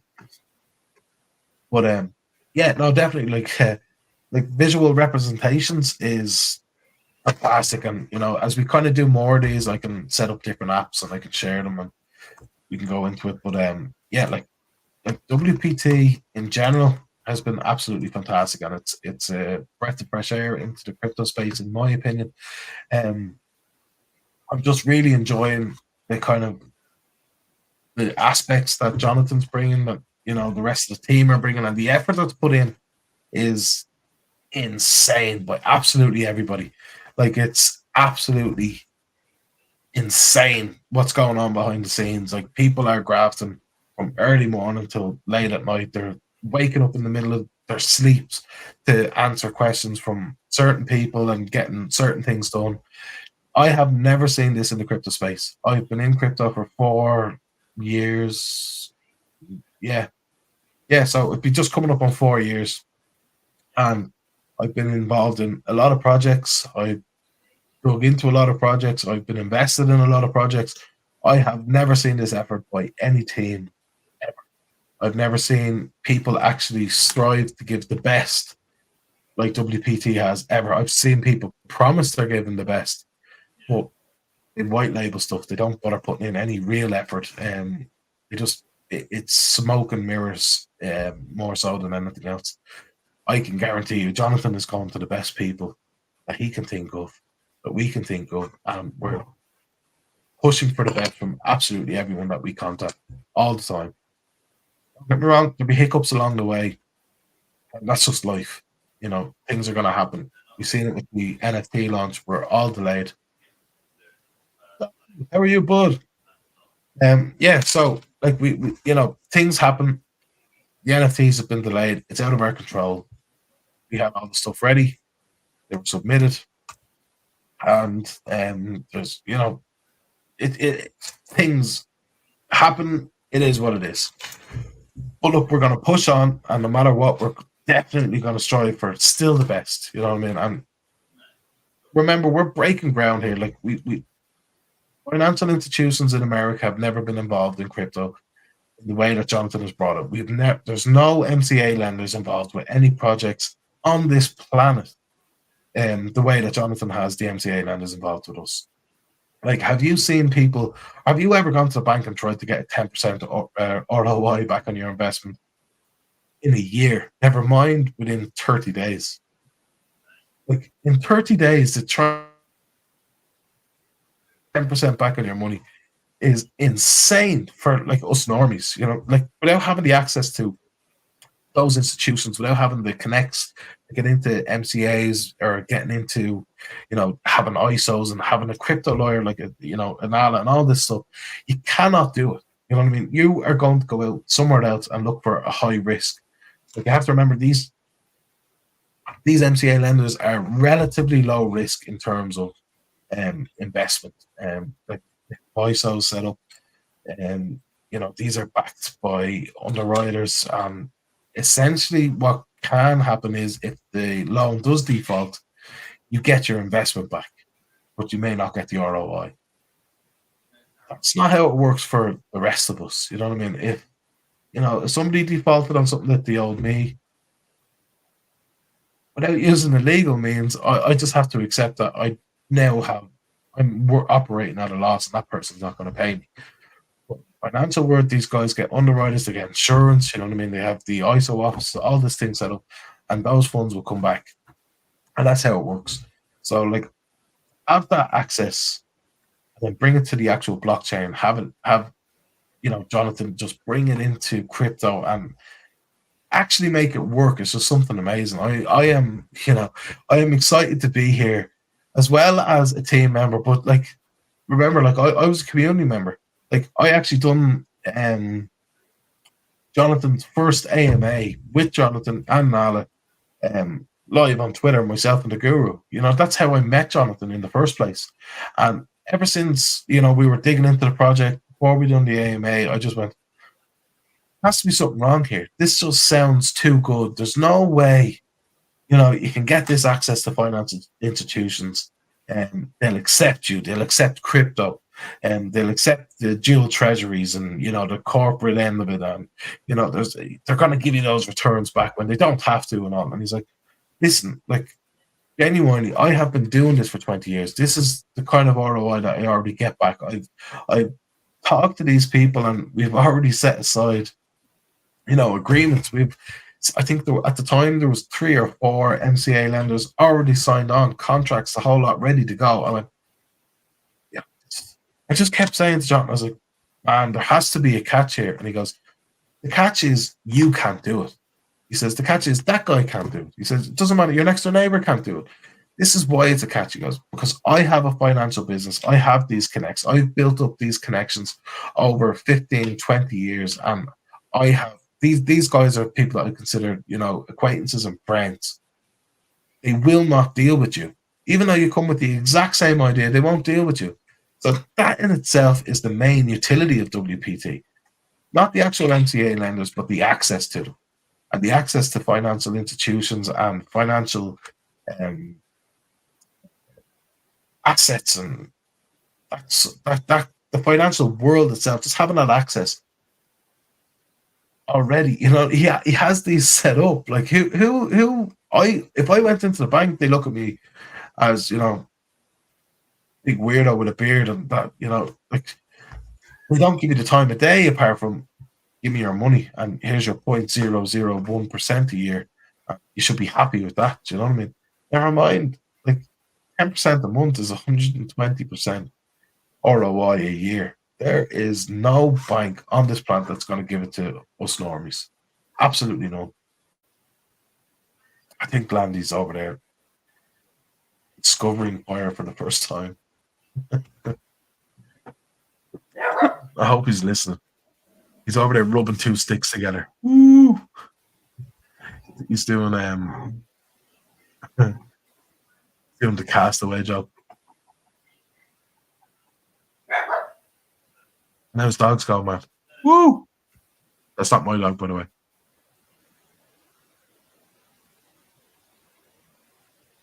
Oh. WPT Investing Corp. Get a little spike to 84 cents today. That's awesome.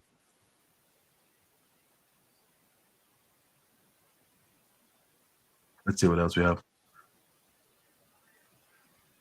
Yeah. By the way, guys, if you haven't done it already, make sure you head over to CoinMarketCap regularly or daily if you can, and CoinGecko. And it really helps out the project when people see that you hit the goals. Like you can see there, just for today, we've only got 67%.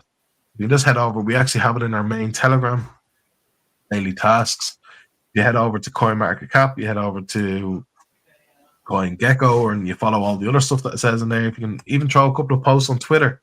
Like we do have a shill group. It's the Elite Raids. Again, there's a link in the main group. If you look for it, you will find it. And if you head over there, we also, we don't guarantee it, but what we do is we kind of do small little competitions, and they're randomized. They're not weekly, they're not bi-weekly. They're just random competitions where we pay out the top shillers. And that's how Landy wipes his arse this time. That was the phone call that I was expecting, that I told you about earlier, and it took me way fucking longer than I thought it would. I was saying, man, he's over there doing castaway, lighting the fire.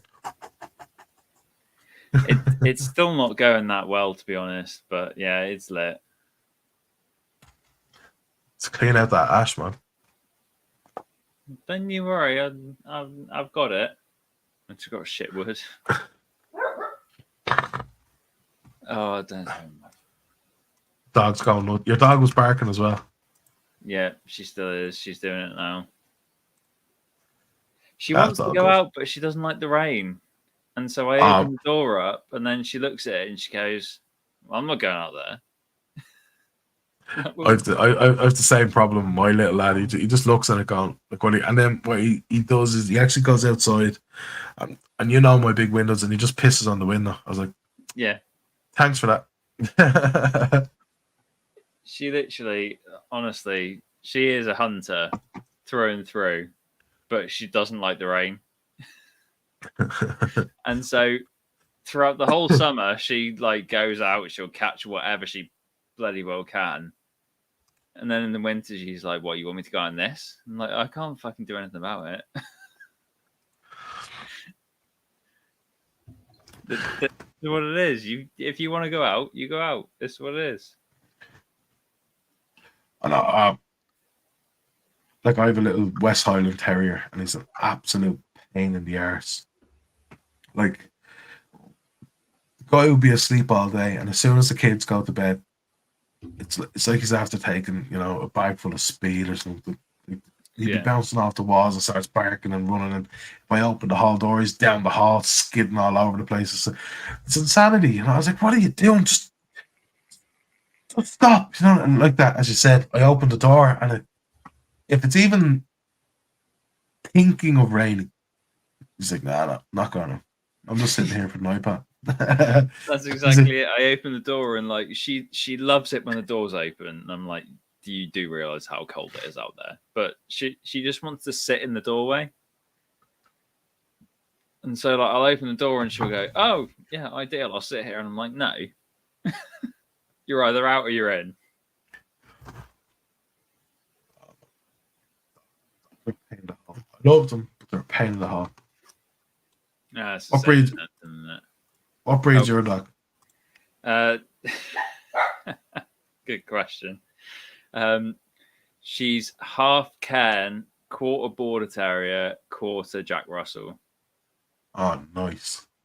So she is full on terrier, and yeah, she acts like it.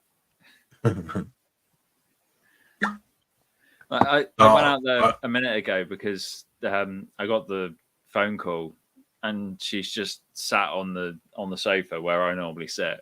And I walk out there, and she just looks at. I literally walk through the doorway, and she just looks at me like, "Don't make me move." I wouldn't mind, like, if I was to sit on my couch, as soon as I get up and go to do anything, I turn around. Like, my dog's called Goku, big Dragon Ball Z fan, by the way.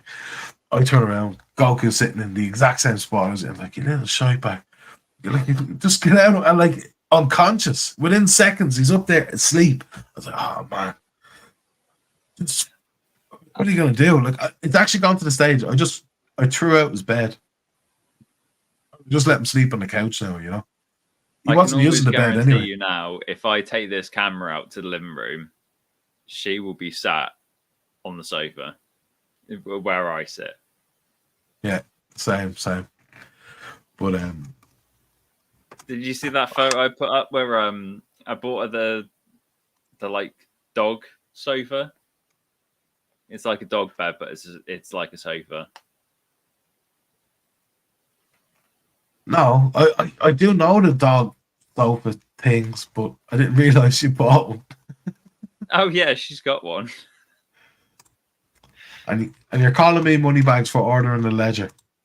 Maybe it was literally like 35 quid. It was if it was expensive, I wouldn't have bought it. Let's put it that way. It's the most expensive dog sofa I've ever seen or heard of. Not that I've been looking for. They're expensive over here. Yeah, they're expensive here too. But then, to be fair, also like I do buy her expensive stuff. I can't help it. Like, I don't have kids or anything like that, so Can you hear me? I just buy her expensive stuff. I'm just watching my internet drop constantly here. It's getting to a joke at this stage. You're still on. Oh, you weren't for me there. As soon as you said, yeah, dogs' beds are expensive, gone. Oh, well, if you can hear me now, what I said was I don't have kids or anything like that, so I don't really have like massive expenses like a lot of people do. So I do buy her expensive things. Need to work on that, getting some kids into the world, and that's the next thing for you. Loads of kids. It's great. Yeah, but then that would give me less crypto money. I don't know, man. Like, again, I only started investing in crypto while I had kids, so like my eldest is 6. I'm in crypto 4 years, so you know he was already 2, and we were expecting our second when I got involved in crypto. I was saying this the other day. There might have only been out there as well. I brought it up in one of our groups that we talk on. The region that I live in is incredibly poor for the UK. Like, it's ridiculous. And so my salary actually isn't that high. So it's only what, a couple of $100,000? Huh? It's only a couple of $100,000 a year. Do you know what? I don't care. If anyone wants to know, it's £27,000, which is very low. And I'm actually on the very high end of my region. I think my region is like median, like 24, but I think it's actually lower than that. I think I'm outdated on that one. Yeah, like that would be like, genuinely, you probably couldn't live in Ireland on that sort of wage. You probably couldn't. Like, it's really low. Like, I was just about to say, the only reason that I really get by is, that's like my bloody dog. Dana, what do you want? Gets by pimping out his dog. That's what he does. Quam, bye. How are you, sir? Yeah, drink beer. Yeah, Landy's from the UK, and I'm from Ireland. Yeah, I'm UK. And as you just said, you're from Ireland. But no, I swear to God, I will ban the first person that says is Ireland in the UK. You will be banned. Well, now they're just going to ask you about potatoes. That's fine. I'll answer all potato questions. As an Irish person, you know, I am like a potato savant. I'd be like Bubba. Is Ireland in the UK though? Are you going to ban me? So Landy's now gone, and there's just me here on my own. He's banned from the live feed, and that's it forever. Thanks for participating, Landrew.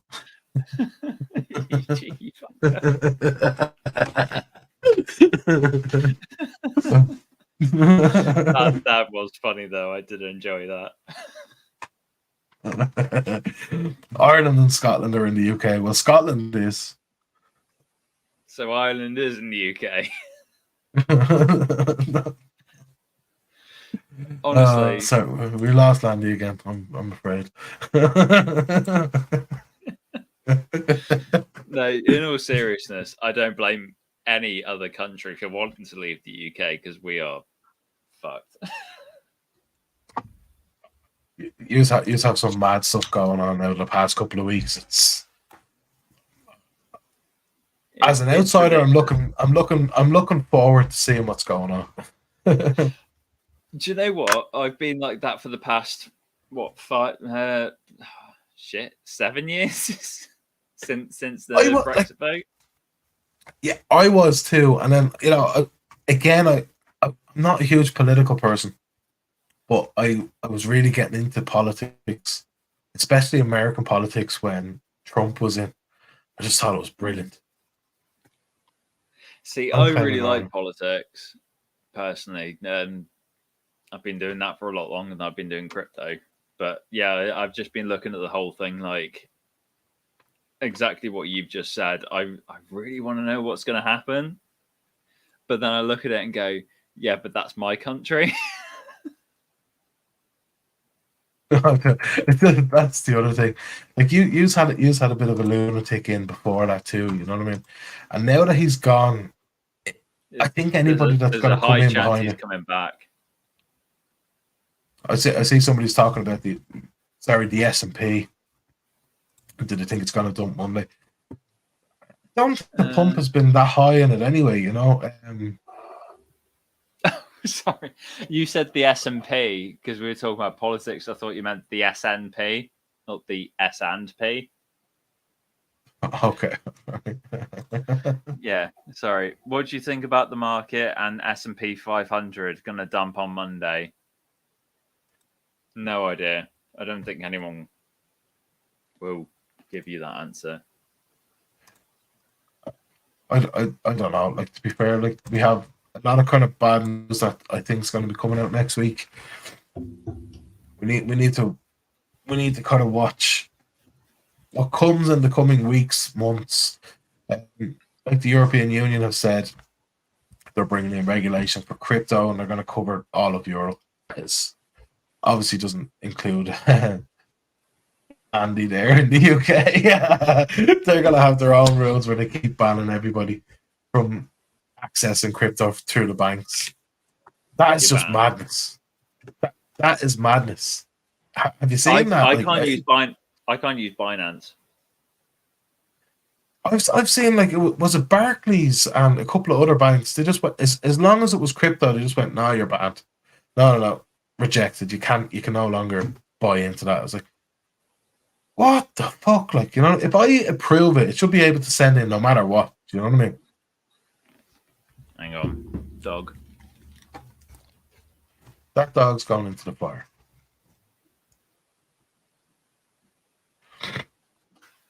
What do we have here? Sorry. Got beard space. I'm playing the farm.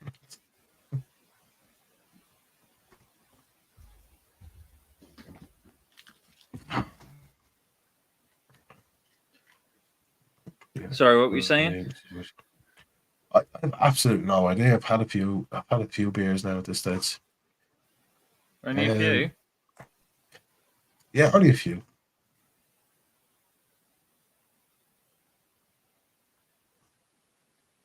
What, fanboy?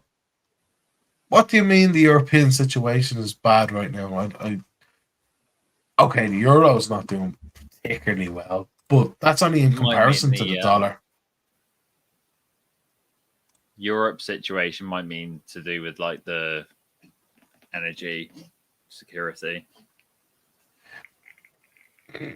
Yeah, well, I suppose you have the kind of Ukraine situation, but to be honest, that seems to be a global issue at this stage. It's not really a European specific. Yeah, you know, like, everybody's going to feel the pinch of not using Russian oil, not using Russian gas.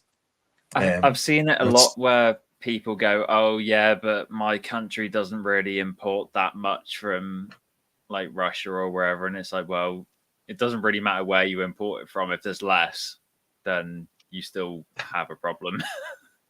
Because the people that do get it from there are still going to want to buy it from somewhere. Like, Ireland it uses 0% Russian gas. Like, zero. Yeah, our gas prices have gone up 30, 40%. You know what I mean? It's because it's who we are buying it off. Everybody else is now buying it off too. And therefore the supply has gone down and the inflation's gone up. Inflation in Europe is significantly lower than other parts of the globe. Again, look, I'm not a huge political kind of person. I just follow any involvement I get in politics is generally crypto related. I just want to see how it's going to affect crypto tomorrow or next week or next month. You know, I'm in Ireland. Our employment rate's pretty good at the moment. Our inflation is kind of up there with everybody else. So I think we're talking, what do they quote, 7.2% or some horse shit like that, because it's really about 30%. But like, it's the same as every other state, every other country. Like, America have similar numbers to Europe. You know what I mean? I believe we're all going to be feeling a pinch probably next year if this stupid war goes on in the Ukraine with Russia. We're going to be feeling. Apparently, at the moment, we can't get wheat. And that's people surrounding the Ukraine at the moment. Ukraine is probably one of the world's biggest suppliers of wheat. So making bread and bakery and all that stuff, it's actually going to be inaccessible for a lot of people in the very near future if this thing continues. which is something that I never thought about or even knew about before it was highlighted from this, you know? Well, back in like probably March, one of my mates rang me and was like, obviously, what's going on with Russia and Ukraine sort of thing, because I don't know. And is Putin being absolutely mad doing what he's doing? And I went, well, when you look at it, he owns a lot of the energy supply of the world, the grains, the wheat, the gas, oil, everything like that. So he owns basically food and energy to an extent. Exactly. Like, he probably thought he would win that pretty quickly. And my mate was like, well, yeah, to be fair, like, I wouldn't do it myself, but if I was playing Civilization, I might try it. And then you have to think, he probably thinks he is playing Civilization. So, Landy, I don't know about you, but I don't follow No. I don't follow soccer at all. Don't tell my dad, because my dad is from Liverpool, so he is a Liverpool fan. We're gonna throw up the peace signs for that one. But no, I don't really. I don't really know much about it. So I said, who wants to be watching a bunch of millionaires kicking a bag of wind around and falling over blades of grass? I don't see the appeal at all. You talking about Musk and Gates and all those people? At least those guys can string a sentence together, to be fair. I haven't heard them talk in quite a while, to be fair. I just see the fallout. Yeah, well, there's that too. But yeah, no, not a. It's called football over here, so or soccer in the States. And yeah, no, go on. Oh, sorry, Dave. Carry on. Your turn. I don't get that mentality either. It's so ridiculous. Like, these grown men fucking talking shite, shouting at. I don't get it. I just don't get it at all. Like again, I'm a huge sports fan, as in I like playing sports. I'm just not a huge fan of watching sports. It just never appealed to me. I don't know. For me personally, I like watching the sports that don't have the crowds. Like, I like watching darts and snooker because I like just watching people do what they do. There's two sports I really love, and they're almost the same sport. So you have garden bowls, and do you know that one with the ice? I was about to say I like watching curling. I love curling. I love garden bowls. I just think the skill involved in doing it's just so cool. You know, and when it's in the Olympics and all that stuff, that's the ones I actually watch. I just think they're so cool to watch. That's what I mean. Like, I quite like watching curling as well. I like watching just sports that are what they are, and they don't necessarily need the fan base to pump it up. I don't need chants. So English in the USA is not real English. I'm real English, so that's a very rude comment to put up there. And even at that, like, my English isn't real English because I'm Irish, obviously. Am I that difficult to understand? I thought I was okay. Like, before I started doing this, we don't know if it's your English or my English he's referring to. Yeah, but you're not UK, but fair comment. Yeah, that could have been like a double insult towards me. Yeah. Dave, your UK accent is shit. Oh, come on, fam. Do you want to be banned? Yes, I've been asking for this for days. Do you know what? I didn't realize until I started doing this. I thought like I had a southwestern accent, and then when I started like talking on stream and on voice messages and things like that more, I don't know where my accent comes from. It's very proper, and I have absolutely no idea where I've got that from.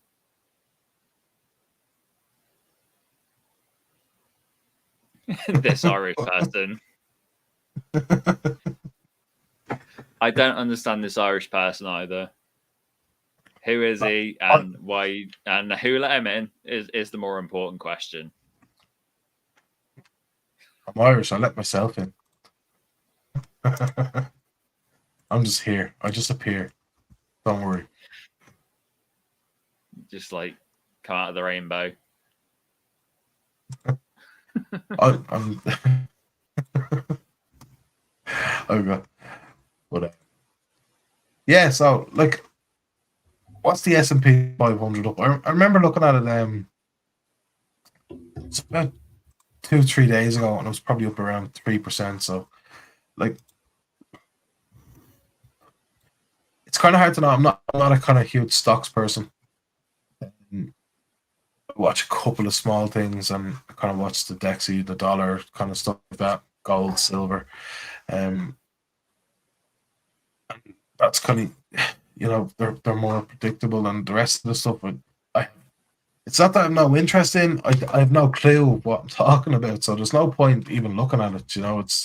I'd be lost. I've been kind of just involved in crypto more so than actual stocks, but I know the price of gold, the price of silver, and the price of the dollar directly affect crypto. So I do keep an eye on them and see can I get any relevance towards those three, and see can I bring it to my crypto technical analysis, which again I'm relatively new at. I've been doing it probably about a year, so I'm not saying I'm a master at it, but I kind of like to understand things and like to kind of bring as much as I can.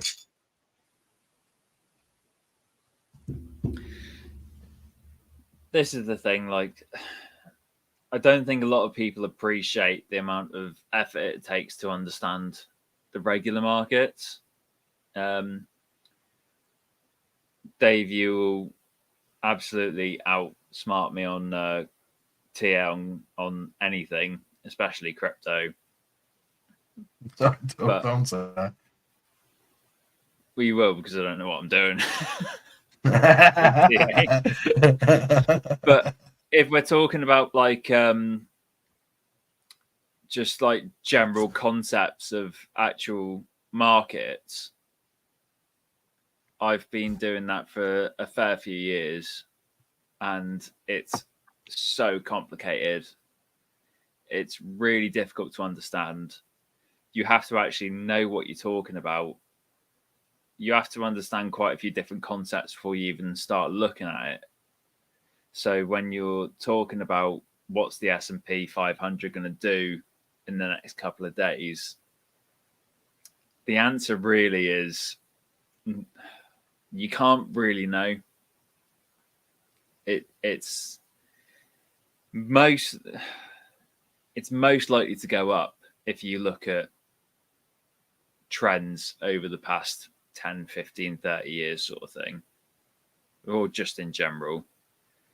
But over the next 1 or 2 days, anyone that gives you a definitive answer is most likely just telling you what you want to hear, or telling you what they truly believe, but is probably not correct.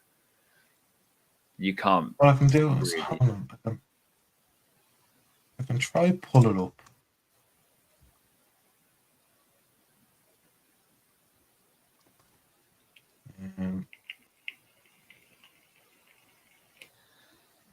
If I had bought SPY when I thought I should have bought SPY, I would have made a shitload of money by now.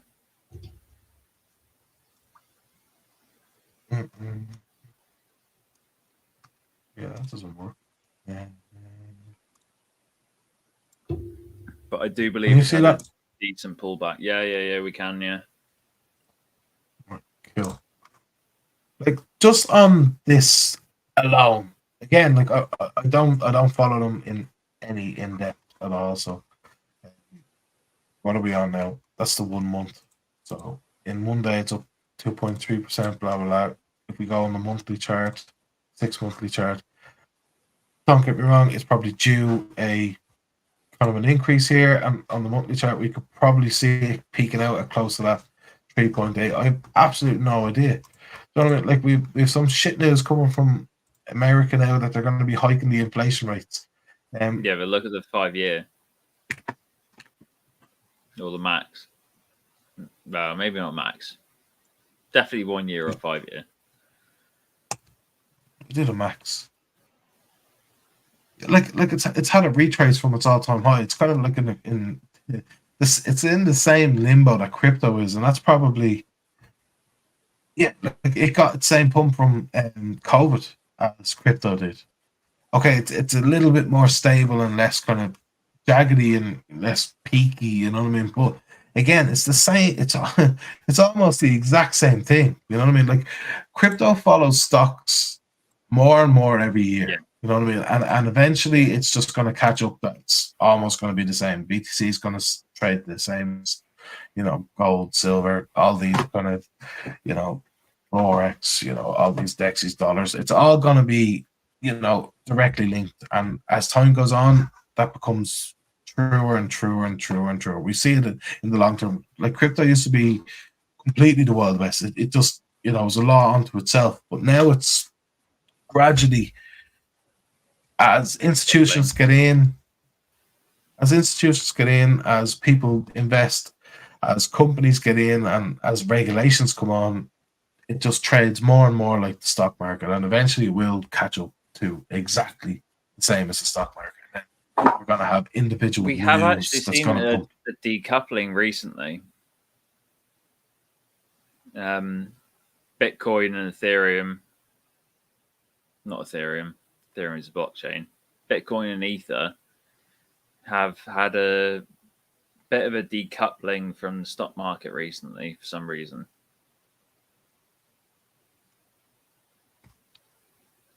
Shut that. What? What's this one? I'm sorry, they're kind of small on my screen. I would like to point out that I don't know about you, Dave, but I would say that neither of us know what Link is. No, absolutely. As I said, look, I'm not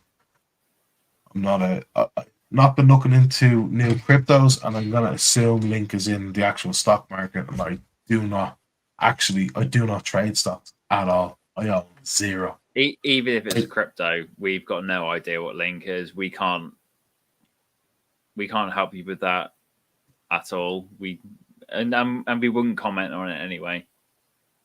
Yeah, to be honest, like I probably would comment on it if I knew exactly what it was. To be honest, you know what I mean. But genuinely, I've not heard of it.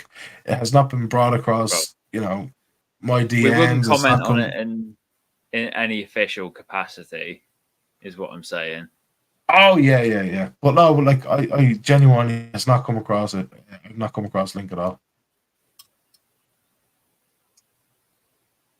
Chainlink. I understand. Like I genuinely have not come across Chainlink. It's in the top 21. No idea what that is. Yeah, like this is like he's saying it's in the top 21. I have not come across it. Just shows you how much I have been focusing on WPT and kind of all the stuff that's coming in there. Yeah, it is 21. Yeah, we do crypto, but I don't even know how to pronounce your name. Sorry.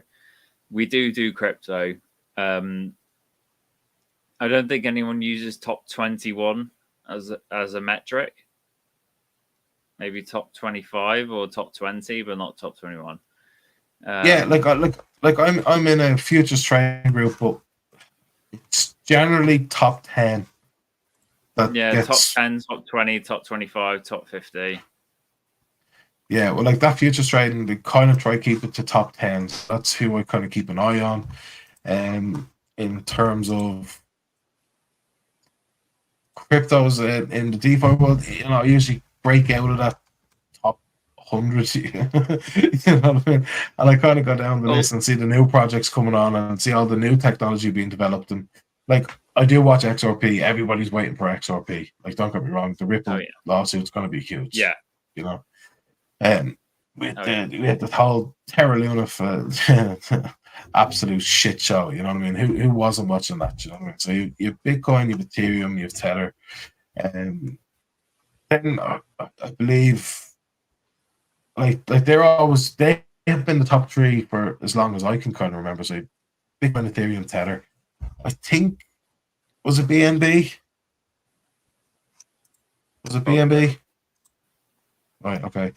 Hold on. I'm gonna pull it up. I'm just interested. Okay. I So feel like top if here. something was in the top 20, top 50, or anything like that, we would have heard of it.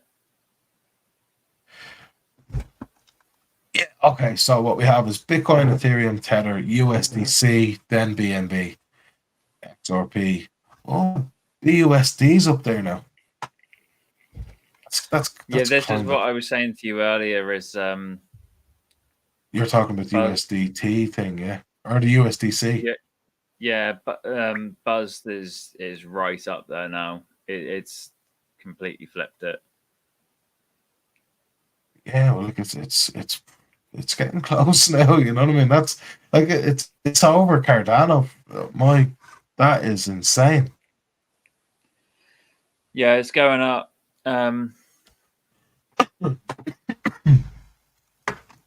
Yeah, Oh my god. Like Crom fanboy. yeah, Fanboy. Yeah, we're well aware of Cardano and Solana. Thank you.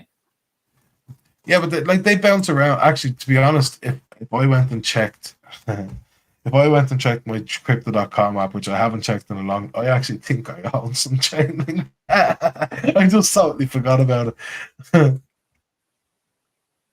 I'm pretty sure I Have do. a I'm gonna look. check. I'm See if gonna you still check. got them.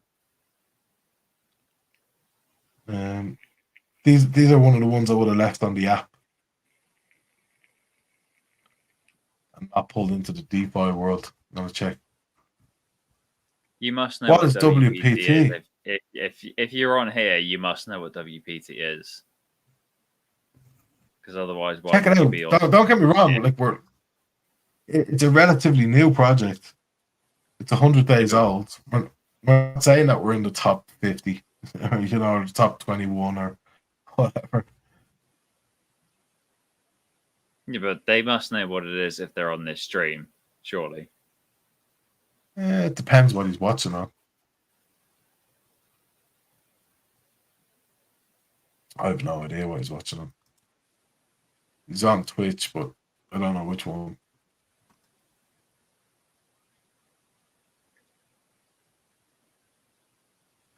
Oh, Quan Fanboy, if you don't know what WPT is, like, welcome to the space, first of all. But Mm. you can head over to our Telegram. So if you want to check out the website, you can check out WPTinvestingcorp.io. That's the new version. It's not 100% live yet. If you want to check out the live one, we have warpigs.io, or you can check out our Telegrams. I can drop a link in here for you. Hold on, actually. I'll drop a link in just for you now if you want to join the Telegram. Totally up to yourself. No obligation And whatsoever. you are more than welcome to come in and check it out. And we might just change your views on things.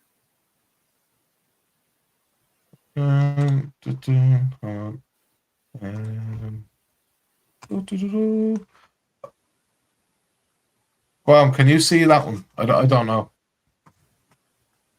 I see it. Oh, you'll see it, but either way, it's Twitch. I don't know which Twitch he's on.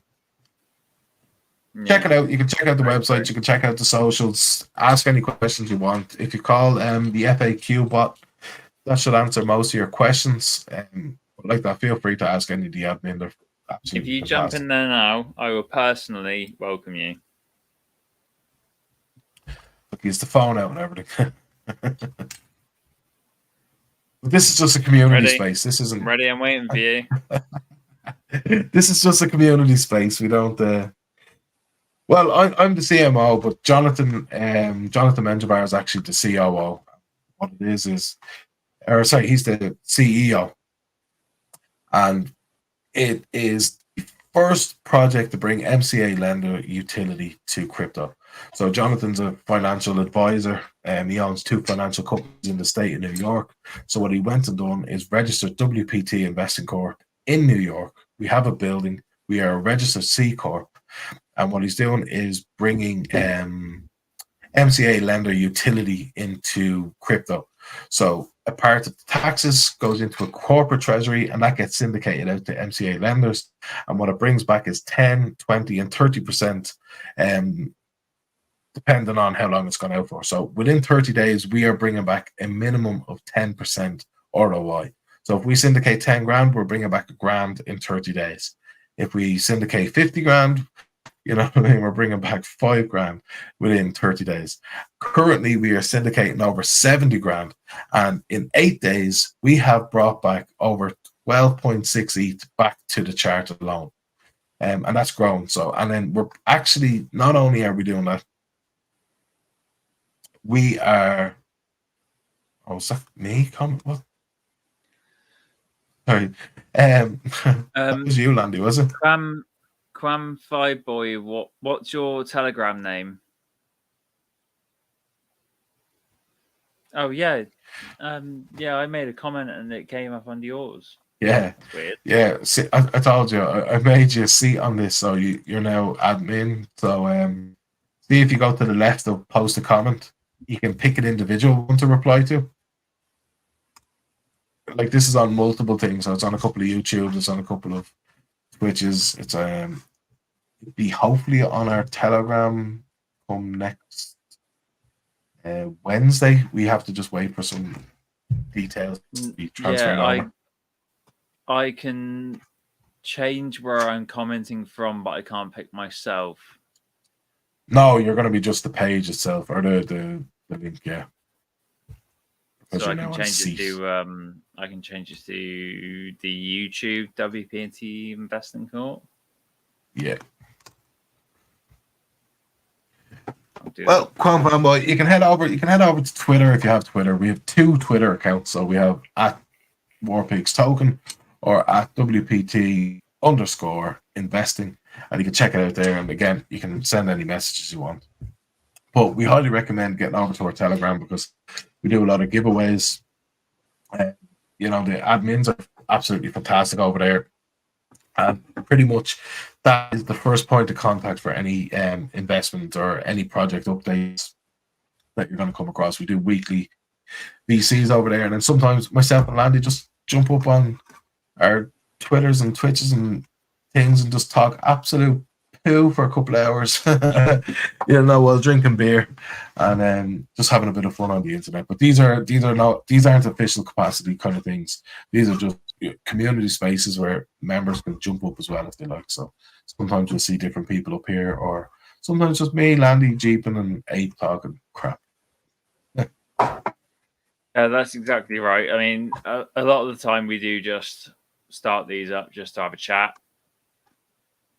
And we like the whole community to jump on if we can, but it does end up most of the time, doesn't it? Yeah, us chatting to each other, and that's the end of it. Like we can do these in private kind of channels, or sometimes we just jump up so everybody can laugh at how stupid we are. And you know, sometimes we get some information out there, and other times I just get absolutely smashed on the internet. I like watching how stupid the rest of you are. I'm not involved in that. I'm pretty sure of that.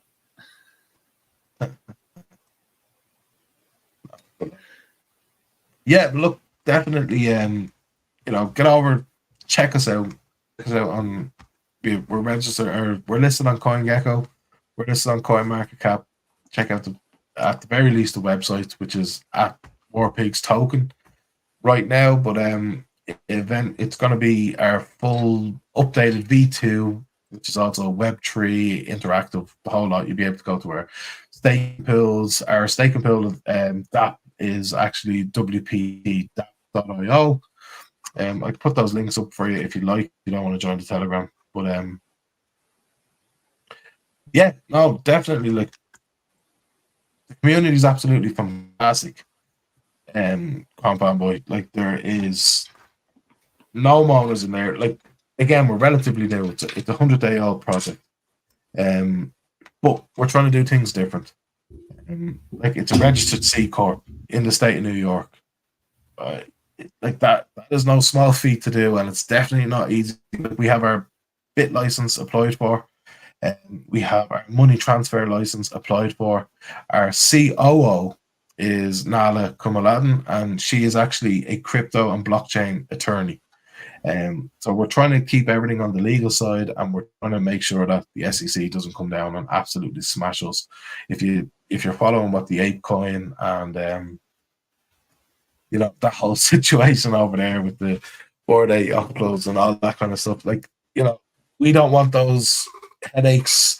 I understand that they may have done that intentionally, that would have been probably cheaper to pay the fine than it would be to actually pay solicitors to get them on the right side of the law, but we don't want the headache. We're trying our best to keep on the right side of the law right now across America, but and then hopefully that portrays to the rest of the globe. So there's not many crypto projects out there that are willing to put their team members like myself and Landy are both on the corporate side. We have Jonathan there on the corporate side. We have Jeep in here on the corporate side. We kind of jump up. Like, how many projects do you know who actually runs the project, who registers the project, where they live? Like, you know what I mean? Like, we're registered, like a registered C Corp in New York, like I said, but we also have a premises in New York. Offices registered. Jonathan has 2 financial companies in New York, also both registered, and he's operated them for 15, 20 years, so he's not going anywhere. Waddy, how are you, buddy?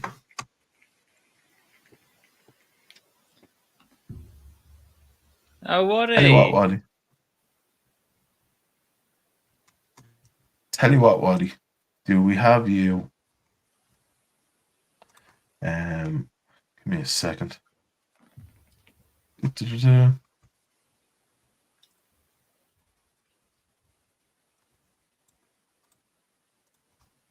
what I'm gonna do, Waddy. I don't know if you're busy or not, but I'm gonna send you a link for jumping in anyway.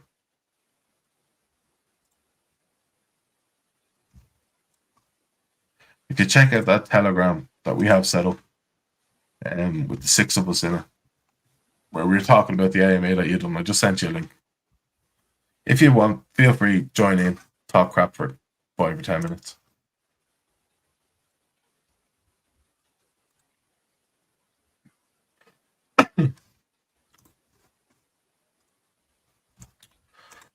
So, Landry, what's the story?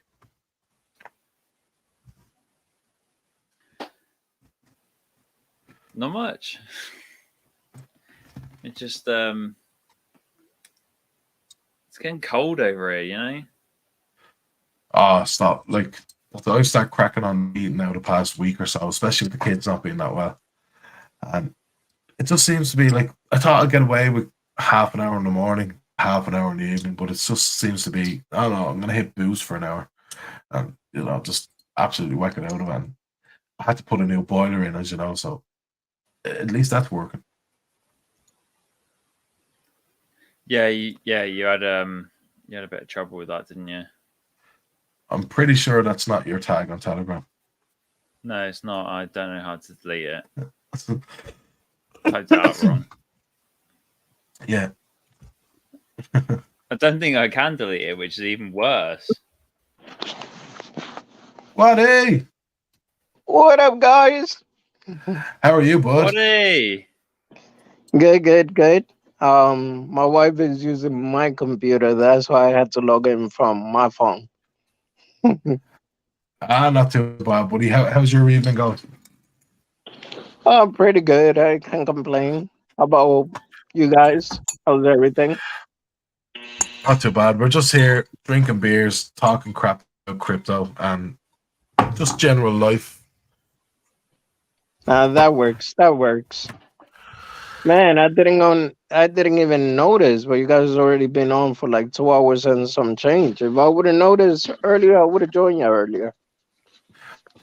Oh, I'll send you a link the next time. We kind of just do these a couple of days a week, just to usually just shoot the shit over nothing, you know. Yeah, yeah. And you're more than welcome to join up. You're a huge supporter of No, I WPT, appreciate and you're that. just a general good guy, like, you know. And it's great to see you, Waddy. Honestly, like we always enjoy talking to you. Thank I you, thank I you. I haven't spoken to you, I don't think, but I really enjoy this the spaces and the chats that you have with our crew. Well, thank you. I mean, just like I appreciate you guys, coming on my channel and the support. I mean, that's highly appreciated. So, Waddy, what have you been looking into recently? Is there anything wild or exciting out there, or any projects that you think would be nice partners for Well, WPT? I am looking, obviously, WPT is number one. I have Bollocks token. I, um, well, not too sure about it yet. They are good, but boats. I'm looking forward for that boat chain that they're working on. There's gonna be an exchange. What else? Mandox, I'm bullish on. Um, Banana Club token, which also belongs to Mandox. Now, if you want to go to the blue chip side, XRP is very close to winning the case. So I'm just waiting for that to be over. I feel like when XRP finishes the the case against the SEC, that's gonna take off like no tomorrow. That's not financial advice, my opinion. I've always said I'm very glad for XRP, purely because somebody has to make that case at some point. Yeah. Somebody has to fight that fight, and they can do it, but it will benefit everyone Oh yeah. when that verdict comes out. Either way, whatever happens, everyone else will know what they can do. Yes, definitely. I agree with you. And we lost Dave. Come back. Hey, No, so the thing is, like, a lot of people don't understand is that XRP got way too many big companies and banks to back them up. And I'm talking about all over the world. So, yeah. regardless, I feel like sooner or later they will have to do something to fix that issue.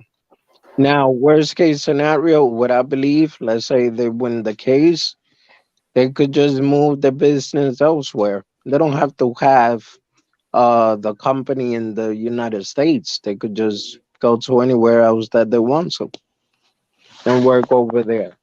Which, if that's the case, obviously the United States will miss out on getting their cut.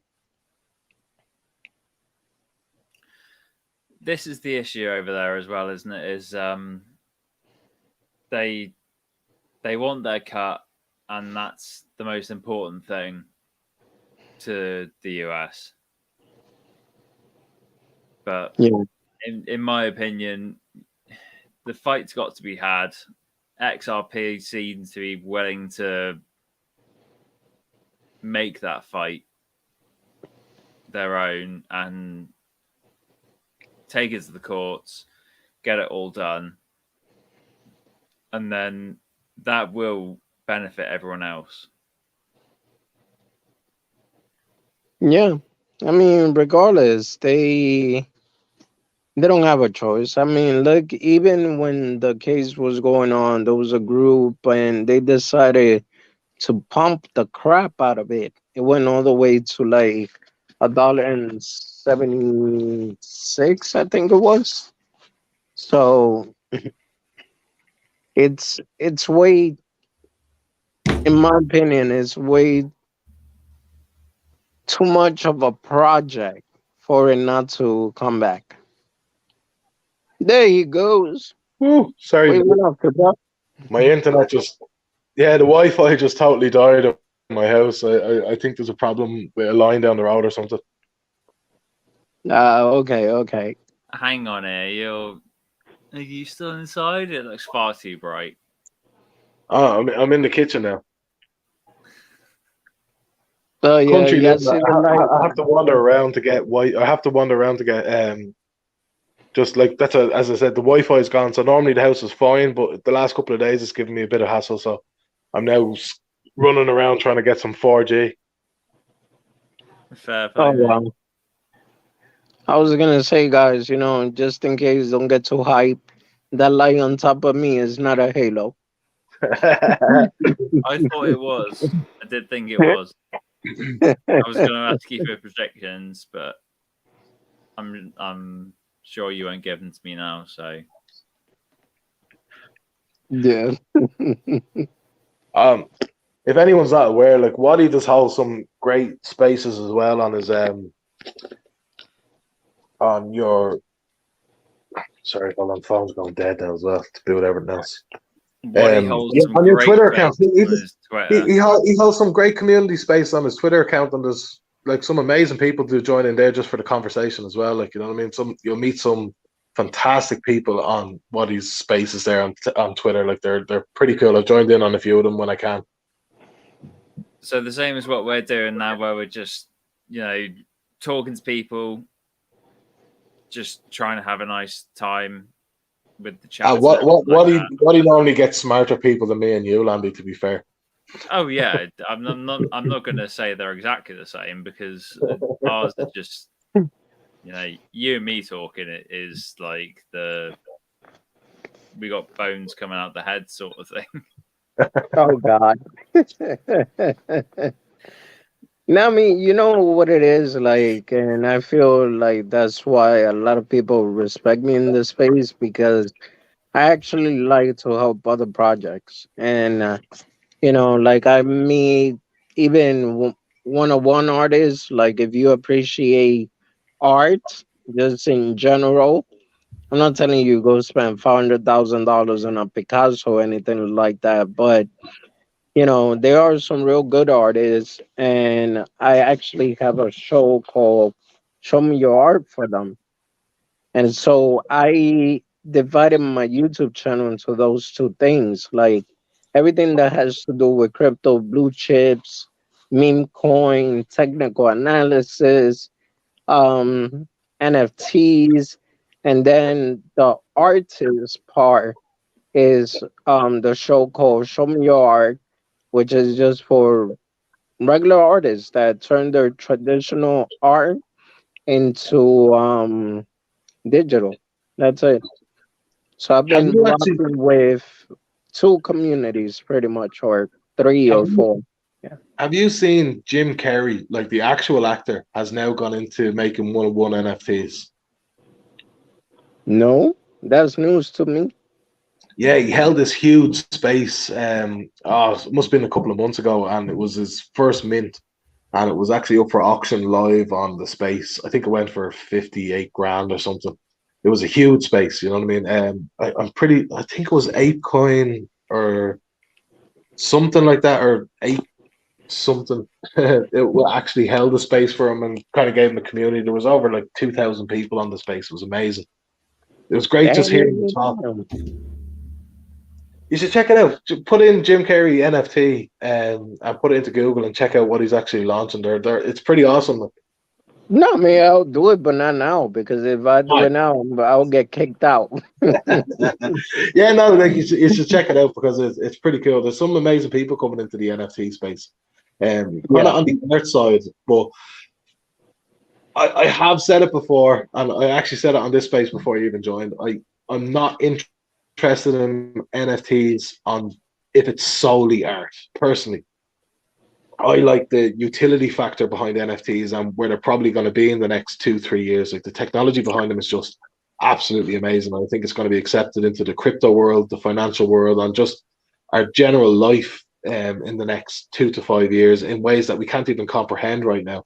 Like imagine you're able to say that, not only do I own one Bitcoin, but I own that Bitcoin. That's mine. You know what I mean? You can just Yeah. implement to so much in the real world. It's insane. Like we were talking about it the other day. Like your house ownership, so the deeds of your house you can have in an NFT form, and you no longer need a lot of people be pissed, but you don't need attorneys. You don't need you don't need realtors. You know what I mean? You can just essentially put your NFT up on, or you can put your house for sale, or put the NFT up for sale, and people can buy it, and they transfer of ownership almost instantly.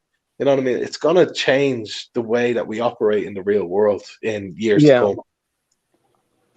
See, this is the funny thing. Like a lot of people think that NFTs were just created, but if I remember correctly, there was Xerox. Do you ever heard of that token?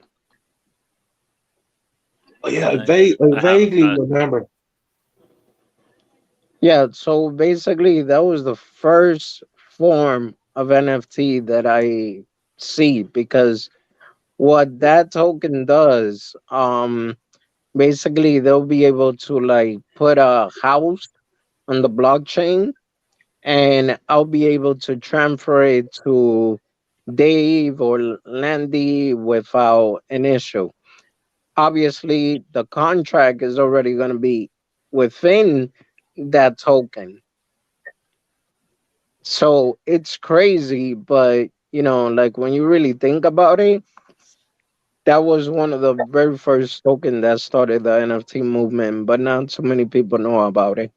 Like literally look into it. What a Xerox um OX. It's the no OX or CX. Yeah, it has been a minute since I looked into it. But look into that token and you'll see. Yeah, no, I'll add it to the list. I've actually loads. To be honest, like I think it was Quam fanboy and all. Like he put up like, do you know Chainlink crypto? I know Chainlink. I, it totally escaped my mind when he brought it up earlier on. I was like, I've been just so focused on the top 10 tokens and kind of, how they've been negotiating the crypto market the past 2, 3, 4, 6 months. And, how TVLs and, market caps have been swapping over. And then putting all the rest of my effort into WPT. I kind of forget about who's 12, 15, 20, 21 down the line. You know what I mean? And it just totally escaped my mind earlier on. And I actually went in and I checked. I actually own about $300 in Chainlink myself. I bought it so long ago. I actually own some of that. Yeah, I mean, Chainlink, it had a real good run. I mean, I was kind of mad at myself because I actually sold Chainlink when it was only $4, and I could make a good profit. But unfortunately, I guess it wasn't my time. Um, the other one that I am keeping a close eye, that is very similar to XRP. You ever heard of Stellar Yeah, Lumens? I've owned Stellar since 2019. That was actually one of my first cryptos that I ever bought into. Okay. What else? Actually, I tell you, I got into LRC. I got into that at sub 10 cent. Yeah, You same. Okay. and I rode that bitch all the way up to $3 something like and I just kind of once I hit $2, I kind of started taking little bits of profit, and then when I hit 3, I was like, man, this can't keep going. You know what I mean? So I started getting out at that stage. You know, but definitely, like last year, up to the run up to kind of November, December was absolutely insane. You know. Okay. Um, that's loopering, correct? Yeah, loop ring. Yeah, Yeah, they bring. Yeah. Yeah, Okay. Yeah. I'm they, pretty they, familiar. Like, see, that's the thing about me. Like, so funny story. When I started my channel, I was only gonna focus on blue chips. I wanted to only talk about blue chips, but unfortunately, the DGen community, as we call each other, they don't want to hear about blue chip. Like they get it, it's cool, but they want to hear about something that's gonna make them quick money. So that's why I started like switching up my content. But if I would have focused on just, I hear somebody's thing. Landy, I think that's you, bud. what's that? We hear your whatever you're looking at loud and clear. Oh, shit. Let me. No, just mute the mic. You don't gotta exit, eh? No, it was on my phone. Only because we were talking earlier about the mega space that was going on, and I said nobody's got back to me, but apparently Ape's on it. Oh, okay. No, so yeah, what I was saying was that then I noticed that the community prefer the other tokens, meme coin tokens and everything. So I started um doing that, diversifying my content. But if you ask me about like the top 100, I know all of them practically by heart. Like I'll tell you which one is good, which one is bad, which one you want to hold long term, and which one you don't want to hold on to because I don't see it going nowhere. Like one of them that I don't see and is one of the top 100 is Bitcoin Cash. Like if you really think about the 2017 bull run, it went to about 3,000, 5,000, but this bull run nowhere near. Yeah, I would probably agree with you on that. I would probably say the same thing about Litecoin as well. Yeah, Litecoin too. So like They don't have much of a place in the market. they, I don't know. They've been in the market quite a long time, though. You know what I mean? So, like, they have some substance behind them, but they're not building like the likes of ADA are. You know what I mean? Like Cardano yeah, is, Matic, Cardano, Sol. They have some amazing stuff actually getting built on their chains now at the moment. You know what I mean? And to be honest, I think this kind of bear market's probably the best thing that ever happened for them because they can actually build mm, without being left behind. You know what I mean? Like ADA, in my opinion, is going to be absolutely massive, and like they're bringing out the. I know it kind of goes against everything in crypto, but they're bringing out that private blockchain as well. yeah, This is And what I like, mean. They like Litecoin and Bitcoin Cash are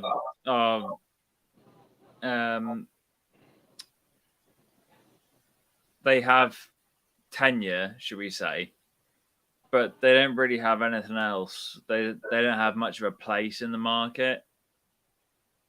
especially when utility seems to be the forefront of everything that's coming now. You know what I mean? It has to have a Yeah, that's utility I what I'm mean, as saying. Like opposed they from. don't really have anything going for them. Like both of those specifically are Bitcoin forks, soft forks, and so they don't really have any utility whatsoever other than being yeah, we're y- Bitcoin but not quite. you And know the as the market goes, the market likes Bitcoin yeah, for no, utility. no, I'm sorry. Not only that, like for example, Litecoin and Bitcoin Cash, right? Both of them payment method. Uh, Bitcoin Cash is a little faster than BTC, and Litecoin is faster than both of them. But nowadays they have Stellar Lumens. They got XRP, which practically is instant, and now they even created another one, which is called Bigger. Like right now, it's so many zeros. It's tempting to just buy a bag. Obviously, not financial advice, but buy a bag, hold on to it, and just let that shit grow. Because at the end of the day, bigger you could do up to 1 million transaction with just $1. How cheap is that? That's Pretty cheap. that. Yeah. I'm excited to see where Ethereum's going to be 12 months from now. Like when they eventually have the V2 or Ethereum 2.0 or whatever you want to call it completely rolled out, I believe the Yeah. gas fees are going to be next to zero. You know what I mean? I believe they're going to be exactly where Crow is at the moment. So the Chronos chain is like, I remember doing transactions even with high gas and they were costing less than a cent. You know what I mean? Yeah. And that was moving NFTs. I remember getting pissed off at high gas. It was less than cent. I know, yeah. Well, like that's exactly my point. Like, I was moving NFTs, which everybody knows it's an expensive way. It's an expensive gas to pay, as opposed to moving tokens or going into liquidity pools or any of that kind of stuff. And the NFT gas was, I think it was almost a cent, and I was like, this is insane. It's getting like Ethereum. And I remember paying $500 on Ethereum to sell tokens. Now, don't get me wrong, I was up in the slippage as the thing was tanking and all, but $500 in gas is absolutely insane. And Ethereum had to do something about it. It Yeah. kind of it lost so many users last year with gas being that high. So the 2.0, I know it's been in the building for a few years. This bear market gave them the opportunity to actually release it. This would have never happened if we continued to be even just trade sideways from all-time high. Yeah, that's true. But the thing with Ethereum is like even when they did the switch from proof of work to proof of stake, um, what I didn't like is that the gas fee stayed the same. I get it; they're still working on it, but hopefully, when they finish the whole whatever they gotta do, I hope to see maybe 10 cents max gas fee Well, that was because supposed those. to be. It's supposed to be the first part of the larger game plan.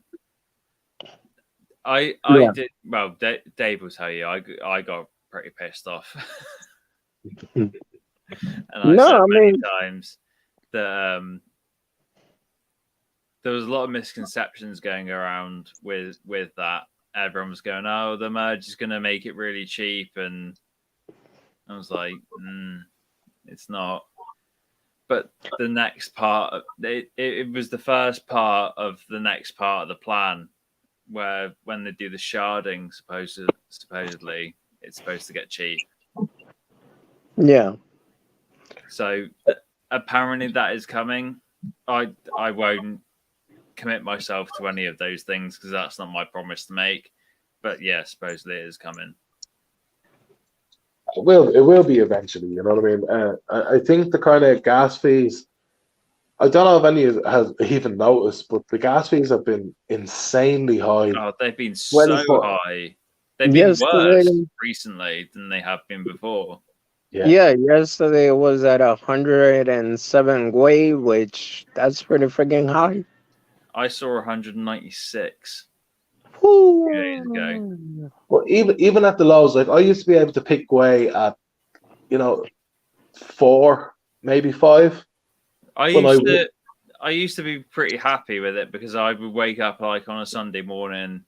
Well, actually, most mornings, not even necessarily picking a day. I used to get like 3 to 5. So depending on when I woke up, I could get 3. Yeah, I used to do all my But now I compounding can't in the get morning. anywhere lower than like 20. Yeah, if I was moving coins around or I was compounding into pools or any of that stuff, I'd always do it when I first wake up in the morning, 6, 7 a.m., maybe 8 a.m. my time, which is, US or UTC. So it used to be, like Landy said, 3 to 5 gwei. You know what I mean? At the moment, we're talking 19 to 25 to even in the 40s. Yeah. Like, this is insane. It leads me to believe that it's actually not. I don't think there's any more traffic on the Ethereum network from users. I think they're building something and they're testing something personally Okay. because it's constantly high. There's no low points in the day now that I can grab 5 or 6 gwei to move stuff, and I'd be watching it. You know what I mean? So Well, whether I it's think that they're testing something on the network. that or people just using it more, the way EIP 1159, whatever they want to fucking call it, I don't know. The way that gas works at the moment is that if it has constant use, it doesn't change. So you may well be right, because if people started using it and then there was constant use from another chain, then it would stay Yeah. the same. Although technically they should be using a test net, so the test net shouldn't make any difference. Yeah. I mean, all I'm saying is like, because some people argue with me, oh yeah, Ethereum can flip Bitcoin. I do believe it. Honestly speaking, if Ethereum actually do what they're supposed to do, meaning low gas fees and everything else, is it possible? Big time. Why do I believe that? Because obviously, at least Ethereum actually has a owner that has a face. Yeah, Bitcoin, on the other hand, nobody knows who the heck Satoshi Nakamoto is.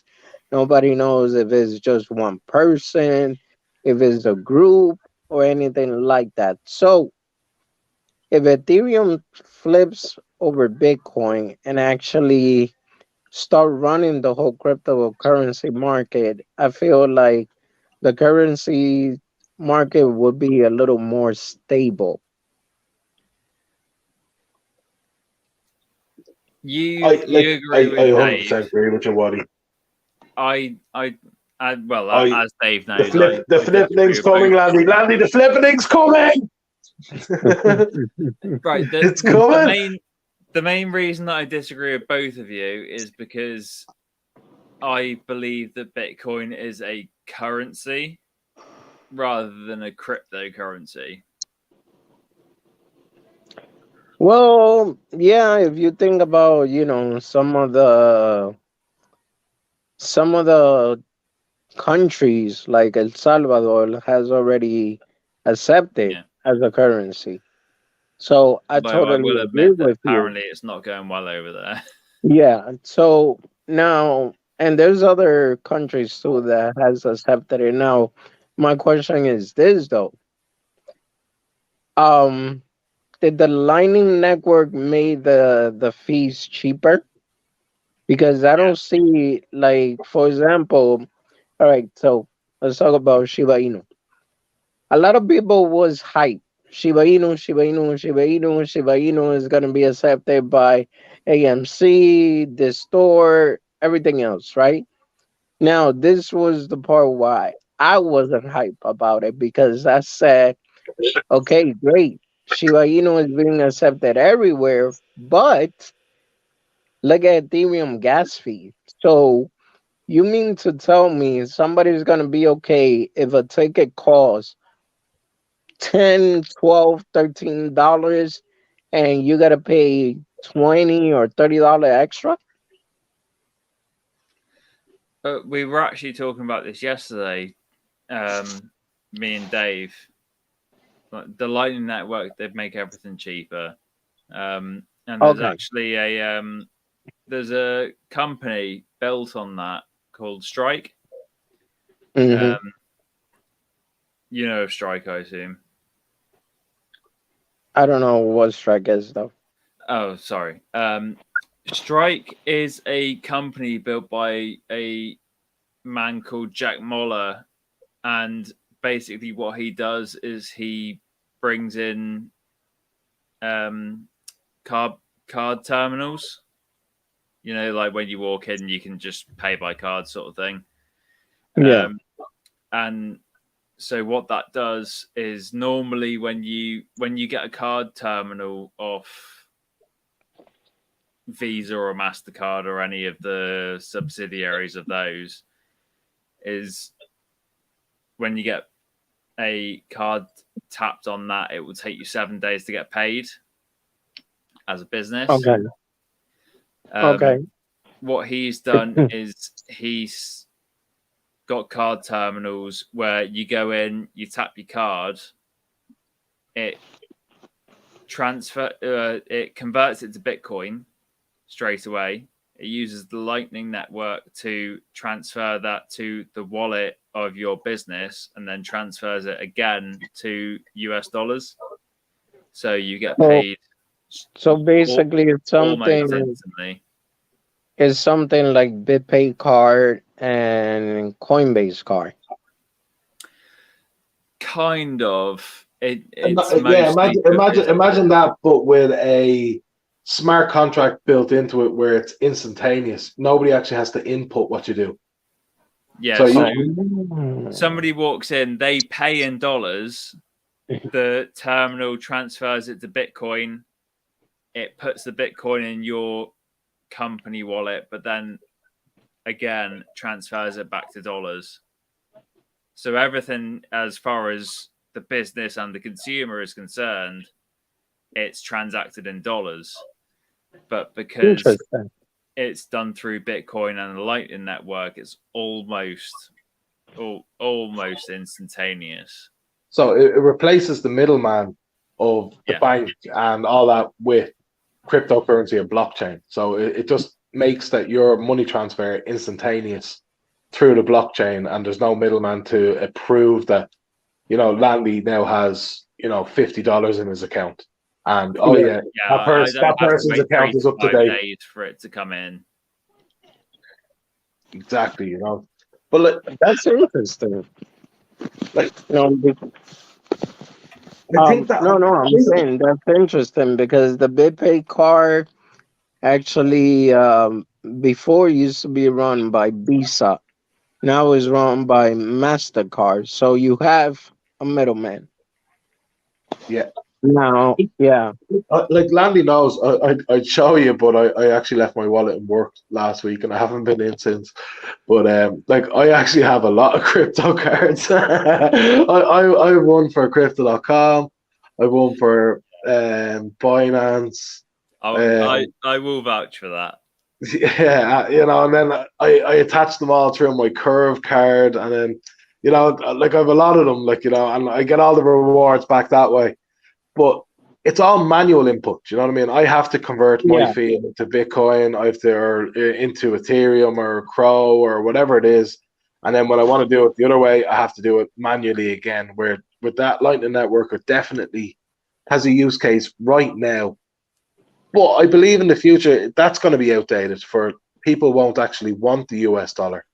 They will want. They're already building a layer 3 for Bitcoin. Right, yeah, that's my kind of point. I feel we will be just trading in cryptocurrencies. Yeah. Oh, yeah. Completely agree with it. I mean, like I say, the Bitcoin's already got a layer 3 in the mix, and we've said it before. I think we said it yesterday. Like, you can't help pace human ingenuity or progress in any way. Like, there will always be another thing coming. Oh, Okay. definitely. And especially in this space, shit moves so quick. You know what I mean? There's guys building like that. Like you have Cardano, you have all these guys building on blockchains, and then you have the likes of Jonathan, which is he doesn't have hundreds of millions and all these like massive seed investors backing him with his ideas. This guy's coming out with them and he's bringing them as a utility to the general public first, you know what I mean? And letting the public kind of fund it and then letting them have a little piece of the pie and making sure that, you know, the little guy can actually get in on these projects. That's kind of the main reason I actually got involved with WPT in the first place, is he was willing to do that on such a level that all these little guys can get in. You know what I mean? Like I'm a little guy. Landy's a little guy. Waddy, you're a little guy. You're a little guy. I'm probably the littlest. I'm a little big. I'm a little big guy. No, I was gonna say, you know, little guy, and your name is Big Dave. I don't know, man. There's something wrong with that picture. I'm only like 6'2" and a bit, like, you know. That's all. Yeah, I was gonna say, I think the big might be for a slightly different reason. Now I'm I'm like taller than I am. 5'10" and a half. I was always I've been over. I was 6'2" at, geez, it must have been 12. Jeez. So, yeah, 12, 13. I was always a bit of a monster, you know. So I went playing rugby and sports and basketball and all that, you know, just any sports that you could utilize the actual height and size as well, you know. So do you know, I think we're built different over here because I have been the same height since I was probably about 12, 13. No, I grew and then I was like, that's it.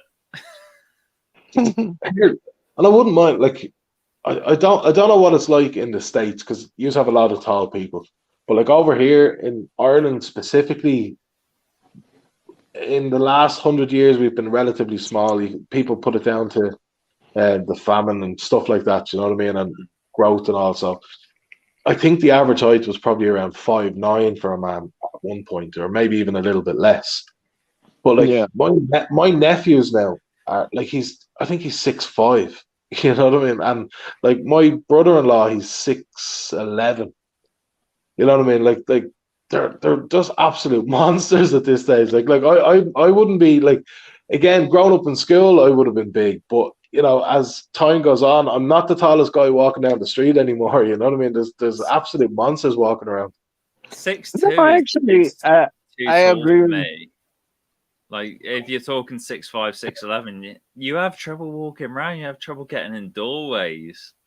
Tom does now. My brother-in-law, he's 6'10". He was 6'11". I think he's about 6'10" now. You know what I mean? He's about 40. Yeah, he's pushing 40. You know, gravity's a real thing. But like that, he ducks down going through doors and everything. Like, you know, it's an absolute pain in the hole for him.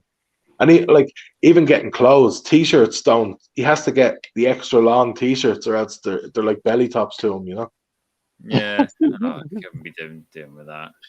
Yeah. Sorry, Waddy, I interrupted you. What do you want to say? No, it's okay. I was gonna say that I have a friend. She's about 5'1". No, actually less. Probably like 4'9" or so. But her son is like 6'2". And I was like, "Jeez, how do you push that monster out?" And she looks at me and laughs. Does she walk like John Wayne?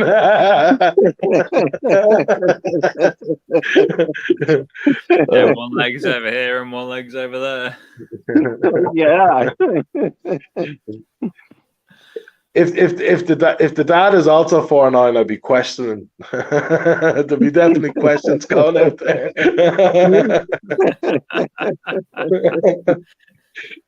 The postman's only 8 foot tall, but you know, it's definitely my son.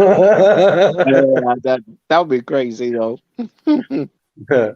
But that's what I think. I think as a race, the human species is, you know, we're gone absolutely monstrous. You know what I mean? And I think that's also bringing in the whole kind of the problem that we're seeing now with that war that's happening in Russia and the Ukraine.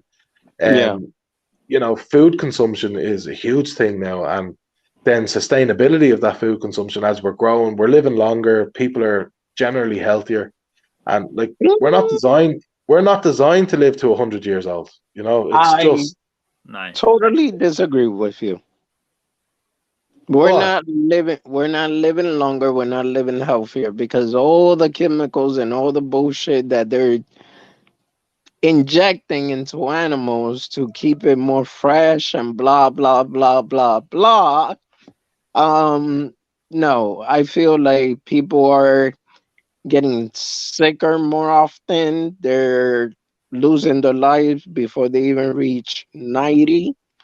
So yeah, No, I agree with you in that aspect. Like, don't get me wrong, it's an unnatural.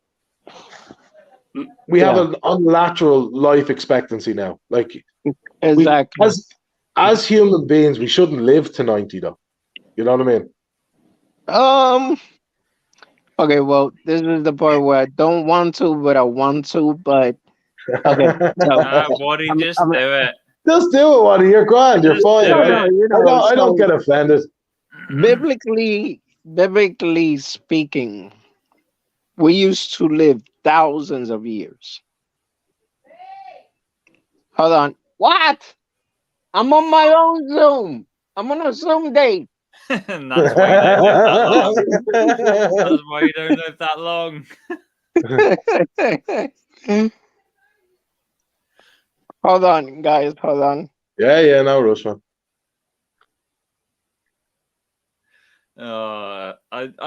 I do really enjoy it when he jumps on the chats. I do enjoy Waddy. Guys, give me 2-3 minutes. Is Yeah, that no. she's doing her own stream, so everybody's asking for me and want to say hello. So I'm gonna go No say bother. hello. You're all Now I'll good, come back. man. Just do it. You're all good. Yeah, I'm leaving the phone open and the mic on. Don't worry. Yeah, you know what I saw. We'll see you in a few minutes, Waddy. No rush. Actually, speaking of that, I'm gonna get some beer. No, if we're all abandoning the chat, give me a sec. I can't leave. I can't leave this now like I normally would, and go on to like chats and all because I'm on my phone now. It'll just disconnect.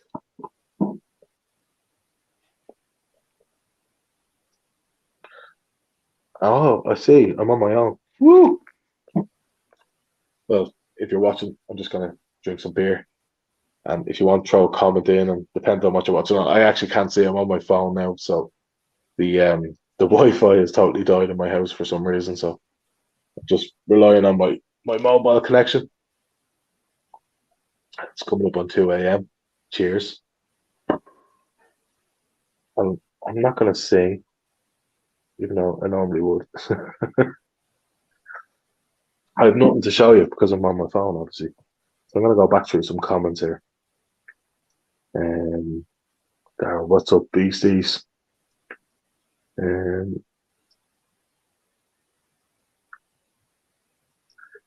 mhm.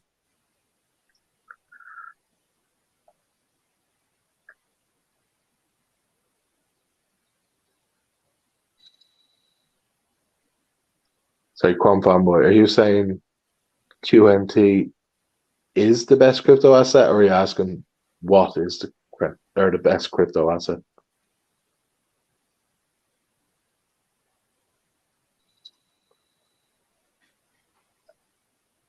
But nobody. But,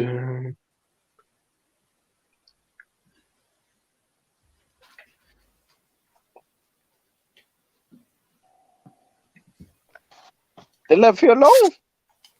yeah, Landy just went, oh, Waddy's not here. I'm not talking to you, Dave, and just fucks off. Like.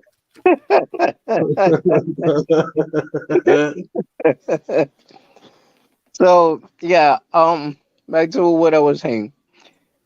Biblically speaking, we used to live thousands of years, and as life went by, our life span started shortening. But I feel that what continued to shorten our lifespan even more is all the chemicals that's being produced and being added on to different animals. Like if you grow a chicken in my country, compared to the chicken that you grow over here, it'd be like, what the hell? Because the chicken over here look like a damn turkey. The chicken in my country is skinny and scrawny, just like meat. So Look, that like see that's I live in Ireland, and don't get me wrong, I believe a lot of our health issues is in the food chain, and it's with all these antibiotics and with all this kind of stuff being pumped into cows, chicken, mhm. sheep, all this stuff. It's in the food chain. Um, I don't want to kind of go down the kind of the biblical route, but like when we look on like kind of evidence that they've seen, usually people historically, like this is before kind of medicine, or at least Yeah, modern medicine. You know what I mean? Like we have found bodies in Ireland, in the bogs. We were only talking about this about 2 weeks ago, and yeah, it still had all its skin attached to it, but it was about 5,000 years old. And you know when they kind of went through kind of mass graves and all this people like due to sickness and all that kind of stuff, most people were in their 20s, 30s, and the oldest they kind of found was in their 40s, and they probably would have been considered elders. You know what I mean? Again, like think about it. They didn't have medicine. A cut to the arm would have been, or your hand or your foot, and if you didn't have antibiotics, if you didn't have antiseptic creams or a way to clean it, it was probably fatal. Just through sepsis alone. You know what I mean? yeah. So like, it, without going down the biblical route of where like what was that guy that lived for thousands of years in the Bible? What was his name? Zelf. Um, well, there's a couple. That's why I'm saying Yeah. there's a couple of them. Yeah, that's why I say like even like after Adam, his generations, his sons, his great grandsons, they all live like 18,000 year, 80,000 years. So yeah, I understand the whole bit. Like again, I'm in Ireland. I was raised Catholic. I was a genuine altar boy. okay. But I'm kind of just looking at it from like a historical point of view in which I can actually go and touch. You know what I mean? And historically, the oldest kind of bodies we found in human species that have kind of a lot of information that we can see is about 5 to 8,000 years old, and we're kind of going back to Neanderthals at that stage, and maybe a little bit before. Um, we don't have evidence of them being like even in the hundreds of years age. You know what I mean? Like we with medicine and modern medicine, I believe we're living longer than at least we have been in recent history. You know what I mean? The last couple of Hmm. thousand years. You know what I mean? Like when's the last time you heard somebody living to 122? That's exactly what I'm talking about. Like it's been ages. Like I was looking at, but that's probably fake. Supposedly a lady, she looks like a walking mummy, and she is 135. I was only talking to my mother 2 days ago, and she was actually out and she was speaking to a woman that just turned 122. And What? 122, and she said she looked absolutely fantastic. She suffered from slight arthritis in her hands. She drank a glass of wine once a week, and she had a whiskey every second night of the week. And she quit smoking at 96 because not because she didn't like smoking or for health reasons, is she couldn't hold the cigarettes because her hands had arthritis in them. Okay. Wow. Like 122, I was like, my goodness, like, that is crazy. When you just hear these kind of stories, you kind of go, that's just, it's Yeah, amazing what some man, people can that's do. Yeah, yeah, we have other people who, they don't see 30. no, I know. Like, see, um, one of my fear was the fact, like, for example, All right, so you all know I have a disability, right? So my condition is called Charcot-Marie-Tooth. And how does it work? Within time, it's slowly recessive, meaning it progresses slowly. And basically, within time, my muscle continued to get weaker and weaker. Like, for example, before, I used to make a fist and punch the shit out of anybody who got stupid with me. But nowadays, it's like a slap fight type thing, situation. But yeah, no, like I used to think a lot like, damn, if as I age, regardless, my muscle is gonna get weaker. So where does that leave me by the age of 60 or 80? Hmm. But then again, I try not to think about that too much and just live my life as much as I can to the fullest. And there was even one time where I was like, okay, if it comes to the point where, God forbid, I become a burden to my family, then yeah, I don't think I want to live. I mean, not that I'm gonna kill myself or anything like that, but yeah, I don't think I wanna be in this earth when that happens. If it gets to that point, Like Waddy, I 100% respect that. Like I've even told my missus my wishes. You know what I mean? I said a quick flight over to Norway will do me fine. You know what I mean? You can leave me over there. You know what I mean? Or you know, in a wheelchair, you can leave me on a pier, and I'll sort myself out with my last breath. You know what I mean? It just, that's one thing. I am adamant about. I do not want to be a burden on my wife and kids. It's not something that I'd inflict on anybody. You know what I mean? So yeah, like again, it's not something that people want to talk about, and especially like you do have a disability, and it is affecting you, and it's something that you can't escape from. You know what I mean? So like, huge respect to you for doing what you do, and especially talking about it as well. You know what I mean? thank you. Like, It is important. Like yeah, you have to talk about it, and you can't sit there and be silent. Yeah, no, one of the things like before things got progressive the way that it has been doing it, um like one of the things I wanted to do is I wanted to be a counselor or a therapist for kids with disability. Yeah, Because one thing that I used to hate when I was younger is when a therapist will go to me and say, "Oh, I understand exactly how you feel, and I'm sorry for that." I used to look at them like, "Yo, you gonna burn in hell?" Like seriously. you have it's to admit so it.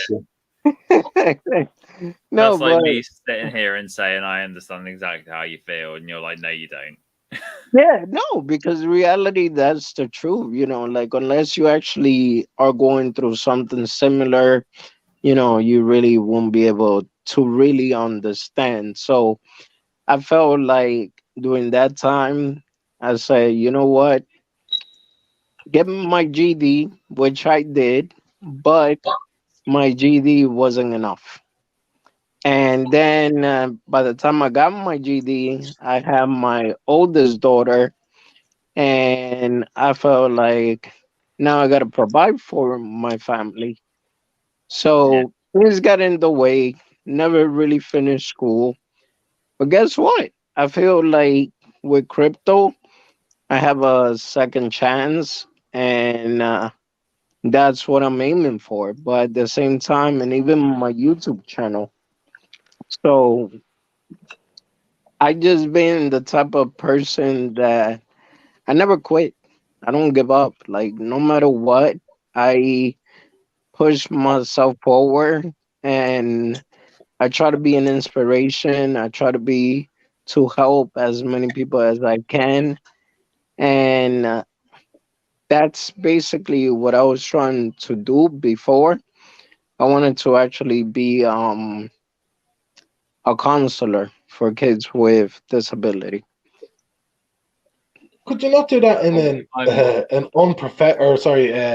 a I didn't mean to say like unprofessional, but like um a non-legitimate way of doing it. You know, just do it as on a Casual way. volunteer basis. But wait, you got both talking at the same time, or did I hear echo? Dave was asking if you could do that on a volunteer basis rather than like in an official capacity. That's official Oh, capacity. or what you mean, like being a counselor? I don't know Yeah. that you could do that. I definitely think that, you know, even if you opened up a you know, one day a month as a YouTube video or a space on Twitter or something like that for exactly that. Do you know what I mean? And then people could contact you after. I bet you'd have a huge influx of people. You're a great guy to talk to. You know what I mean? And I know that people just open up to you, and the fact that you're actually going through the same or, you know, a similar thing that they would be going through, they'd have no problem opening up to you. Like, I'm sure they'd have no problem opening up to you anyway. You know what I mean? You're that kind of character, you know. No, thank you, thank you. I But no, mean, definitely. Like, I feel I never really thought about that, but I would agree personally. I think you're a great person to talk to. You're incredible, and you could definitely get a following for that sort of thing. definitely, thank man, you. definitely. No, that's something that I need to look into then, because one of the things that I was saying, being a influencer or having a YouTube channel based on crypto right now, and it's not just because it's my channel. Like I noticed even other influencers, like they're losing views. So right now, I feel like if I want to continue growing my channel, I have to do something else other than just crypto. So maybe that's an avenue that I might consider and start I doing. would make a completely separate channel personally. Separate I, separate channel.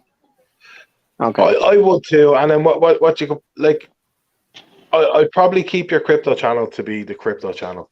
Yeah, that's what I would do. Personally, you know what I mean? Make two separate channels, and one of them is just purely crypto, and the other one is trying to help people out because you don't want to make it look like you're shilling your own crypto channel. Do you know what I mean? Oh That yeah, that would yeah, yeah. I yeah get it. that would be the risk. You know what I mean? You know what I mean? Some people would have probably a bad taste in their mouth. You know, when you combine the two, even though I personally feel it wouldn't be a problem.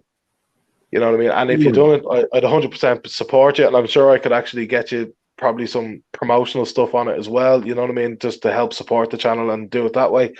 I would And be the same as I'd you. love to help out, you know, any way you want as well. Like, you know, if you need help, just reach out to me. I'd be more than happy to give my time over to it as well. But Oh, I feel just dealing with the kind of the human condition, as we kind of call it. You know, people might look at it as he's trying to promote his crypto channel by using it Yeah. as you know what I mean. And yeah, using it as a side story type of thing. Yeah, which is I would be funny exactly the because same as you, but yeah, people will look at it funny, and I would just create a separate channel just for that, and I think you'd be right to do so as well. man, okay, I think that channel would be bigger than your crypto channel. You know what I mean? There's so many people going through like Yeah. genuine life struggles as well, and there's so many people with. It's not just disability. Like, remember, disabilities don't have to be a physical disability as well. Like, you know what I mean? Like, I was on the Nadine space only a couple of days ago. Were you on that, Waddy? You were on that, weren't yeah, you? I was Yeah, one of yeah. the winners. Yeah. That's right. Yeah, you were. So, like, she actually invited me up to be a speaker. Now, like, I'm in a bit of a situation here at the moment. Two of my kids are sick, but one of them's actually in ICU. So Oh, right. yeah, he's been in there for 4 or 5 days now. So hopefully, all going well, he should be out tomorrow. But he was only in the night before, and they didn't ask me to come up. I was like, look, I've another sick child at home. I can't really, I'm watching monitors, and I'm just listening to the space. And it was actually, the space was fantastic because it was just something that I kind of needed on the night. You know what I mean? Just listening to people's stories, and there were some great people on there, like it bollocks, like, you know what I mean? Like Derek's a fantastic guy. Nadine's Yeah. absolutely amazing. Like I deal with, I DM Nadine all the time. You know what I mean? She's great, and there's some amazing people up there. Like, you know what I mean?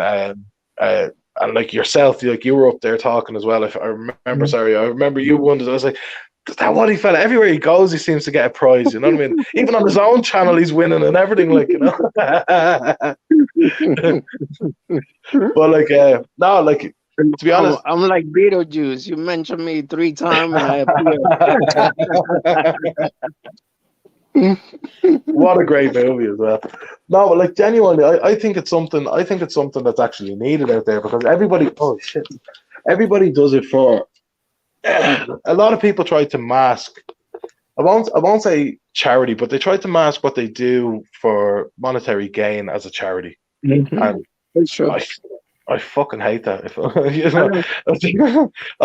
that is something that pisses me off. Something serious, you know what I mean? Like I see, He wants to even put it politely. yeah. No, like, but it's Like Dave, look, just put it this way. Like, if I wanted to, I really don't talk about a lot. I don't talk about it a lot, or I don't talk about it at all. But in the situation that I'm in currently, like let's say, I owe 5,000, 5,000 some change on a credit card, right? Now, I could have chose to do a pity party for myself. I could have chose to ask for money, donation, whatever it is, so I could get rid of that debt, right? But instead, you want to know what I decided to do? I decided to invest. I decided to start up a channel and grow it. And I mean, I know it's taking time, but at least when I start being monetized, then I could start taking care of some of that debt little by little. So I totally agree with you when you say you hate when people mask certain things and make it look like it's for charity, but it's for their own gain. That pisses me off as much as you. yeah, no, like like I see charities, and there's ones here, like there's even charity shops, and there's 10, 15, 20 staff in there, and they're all kind of saying, yeah, we're here for charity, blah blah blah, and then Mhm. you realize all these people are getting paid substantial Yeah, wages. That's not charity. That's a job, and that's a business, yeah, yeah. and it's masquerading, and it's taking advantage of people's you know kind-heartedness, really, Kind and of it's harder, exactly. yeah, that pissed me off. Like, if I donate to charity, whether it be actual money or my time, it has it has no connection to what it comes back to me. You know what I mean? I don't want anything Mhm. back, and in fact, you'll see it even on some stuff. So even some space I jump on, I'll win something. I go, I'll give it to somebody else. I don't want it. Do you know what I mean? It's like I hate taking things that I haven't earned. You know what I mean? So Yeah. I'm not a gracious person at accepting something that I didn't actually work for. And No, that I kind of mean, I could kind of understand because there was once upon a time where I was trying to be friends with somebody, and they thought I wanted to be the friend because they have money, and I was like, dude, you don't even know me. Like, I'm poor, you know, but I'm not like, okay. If later on in life, let's say, God willing, I become rich, great. If I make enough money just to live comfortable, get rid of all my bills, and handle my business as a man, as a husband, as a father, great. But for me to go and ask anybody for anything, people might call it pride, people might call it dignity, whichever way you want to see it. But I don't ask. Literally, I could be starving and sitting at a place and everybody's eating, and you will see me literally staring at the burger with Google eyes, but not really because it's only me looking at it that way, not everybody else. Because everybody else that see me, they just see my straight face, and that's it. But my point is that just like you, I like to earn everything I have. When my mom told me that, pretty much, my mom raised me, single mother, and in the beginning, I don't know how old you guys are, but when Super Nintendo came out, I was like about 8, 9 years old, and I haven't seen basically, them. yeah. So when Super Nintendo Uh, came out, I used to see all my friends having one. And I wanted one, but I knew that my mom couldn't afford one. So I just left it at that. Now, later on, when my sister started working, she actually got me one for Christmas. But guess what? That was the only console that my family ever got me because from there on, they I learned how to do certain things that obviously I cannot say here because it is live. And I learned how to make more money. And no, I didn't do anything, to the point like get stupid and sell something illegal substance, stuff like that. No, never that. But what I did learn is how to repair computers. And when I learned how to repair computers, and I started making a little business and getting clients, and all I used to charge was like $50, 100. But with all that money, I pretty much made. Uh, I can see the chat just so you pull it up. With all that, with all that money, pretty much, I just got everything I have. Like I started saving. I got into music. I bought my microphone. I bought my computer. I bought everything I own, and everything I have. I have been buying it myself. To be fair, that's that mentality is, how people should actually address life. You know what I mean? You shouldn't Hmm. be relying on other people to pay for your lifestyle, regardless of what it may or may not be. Um, sorry, I actually have a power outage in my house. I believe that's probably why my internet might have went earlier on.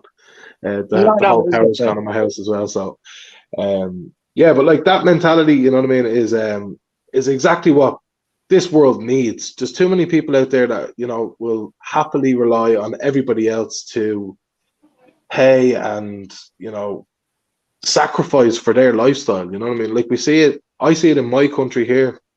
I'm sure America and England and the rest of the globe has the same to a certain extent of people that are not willing to work, people that are not willing to put the effort in, and yet still put their hand out for you know food, housing, cars, all this stuff, and yet there's absolutely nothing wrong with you. And then like you see the likes of Waddy there, who is willing to put the work in, is willing to put the Hmm. effort in, and he's willing to provide for his family, and he is living with a disability. You know what I mean? It's you just have a great mentality, and you have a great outlook on life, Waddy. And I commend you. Thank you. Thank you. That's one thing that at times is saddening me because I go to like even McDonald's, there's a McDonald's everywhere. And at times when I see a young guy able to work asking me for money, I tell them like, look, I'm sorry, but if anything, you should be paying me.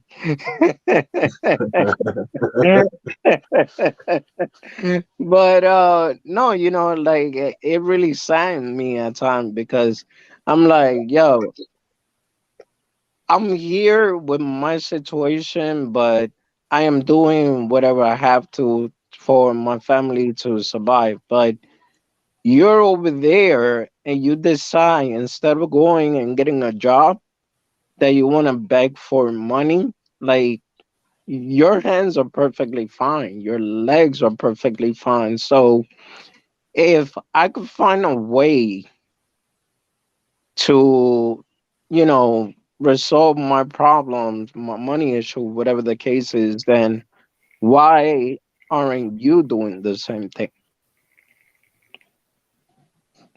But that's exactly it. You know what I mean? Like, again, there's nothing wrong with my hands and there's nothing wrong with my legs, and I put in 40, 70, 80 hours a week every week, and that's in my day job. Never mind what I do, in my spare time and when I get home on the weekends. Like, I have 3 kids to look after as well, and my wife, and I have a dog and everything. You know what I mean? And yet I still find time to work for WPT, and we do AMAs and we do spaces like this, just to bring in the community. And Mhm. I don't understand how somebody can do nothing. Mhm. It amazes me how people are willing to do nothing. You know what I mean? What do they do with their day? My days are so Speaking of full. doing nothing, I am Yeah, gonna go to bed. yeah. Oh, hold on, because I think I know that person. Very shame. If that's not Bernie, for the simple fact that he says, where was it? Right here. Yo, Landy, wake up, bro. Pay attention. That sounds a lot like my friend Bernie, so he's just trolling. I mean, to be fair, it's 20 to 3 here in the morning, so I am falling asleep a little bit. Yeah, Oh, well, to be fair, I've no, got no, it's 12%. okay. I've got 12% battery on my phone and no way of charging it now. So I am No, gonna no, leave. it's all right, And guys. I Wally, I actually absolutely love talking to you. You're a brilliant person. I always enjoy talking to you. thank you, Landy. Likewise, and But I am gonna I'm have to sorry. leave. I also apologize if we took from the crypto to the whole life situation, but No, yeah, that's what this is for. That, like, we're just a community space. Like, that's what we're here for. We're just here to just chat. Anyone that wants to jump up is welcome to, and we enjoy it every day. Like, we enjoy just talking to people. Oh man, just to chat alone. It doesn't have to be crypto. It doesn't have to be WPT. This is a space okay, for any community member to come up and talk about whatever they want. You know what I mean? And if it takes an hour out of their day, and it's a problem shared is a problem halved, in my opinion. You know what I mean? So it's an yeah. absolute pleasure. It's an absolute pleasure to have you on here, buddy, and thanks very much for joining. Landy, I will have to get you to close that whole stream because I can't access my laptop now. Right, I'm gonna do it Well, now. Then. thank you guys Thanks, for Waddy. inviting Lovely me, to see you. All right. and have a good one. And get some rest, Landy. Thanks a million for joining, buddy. I'll catch you later, Landy, and thanks everybody for watching.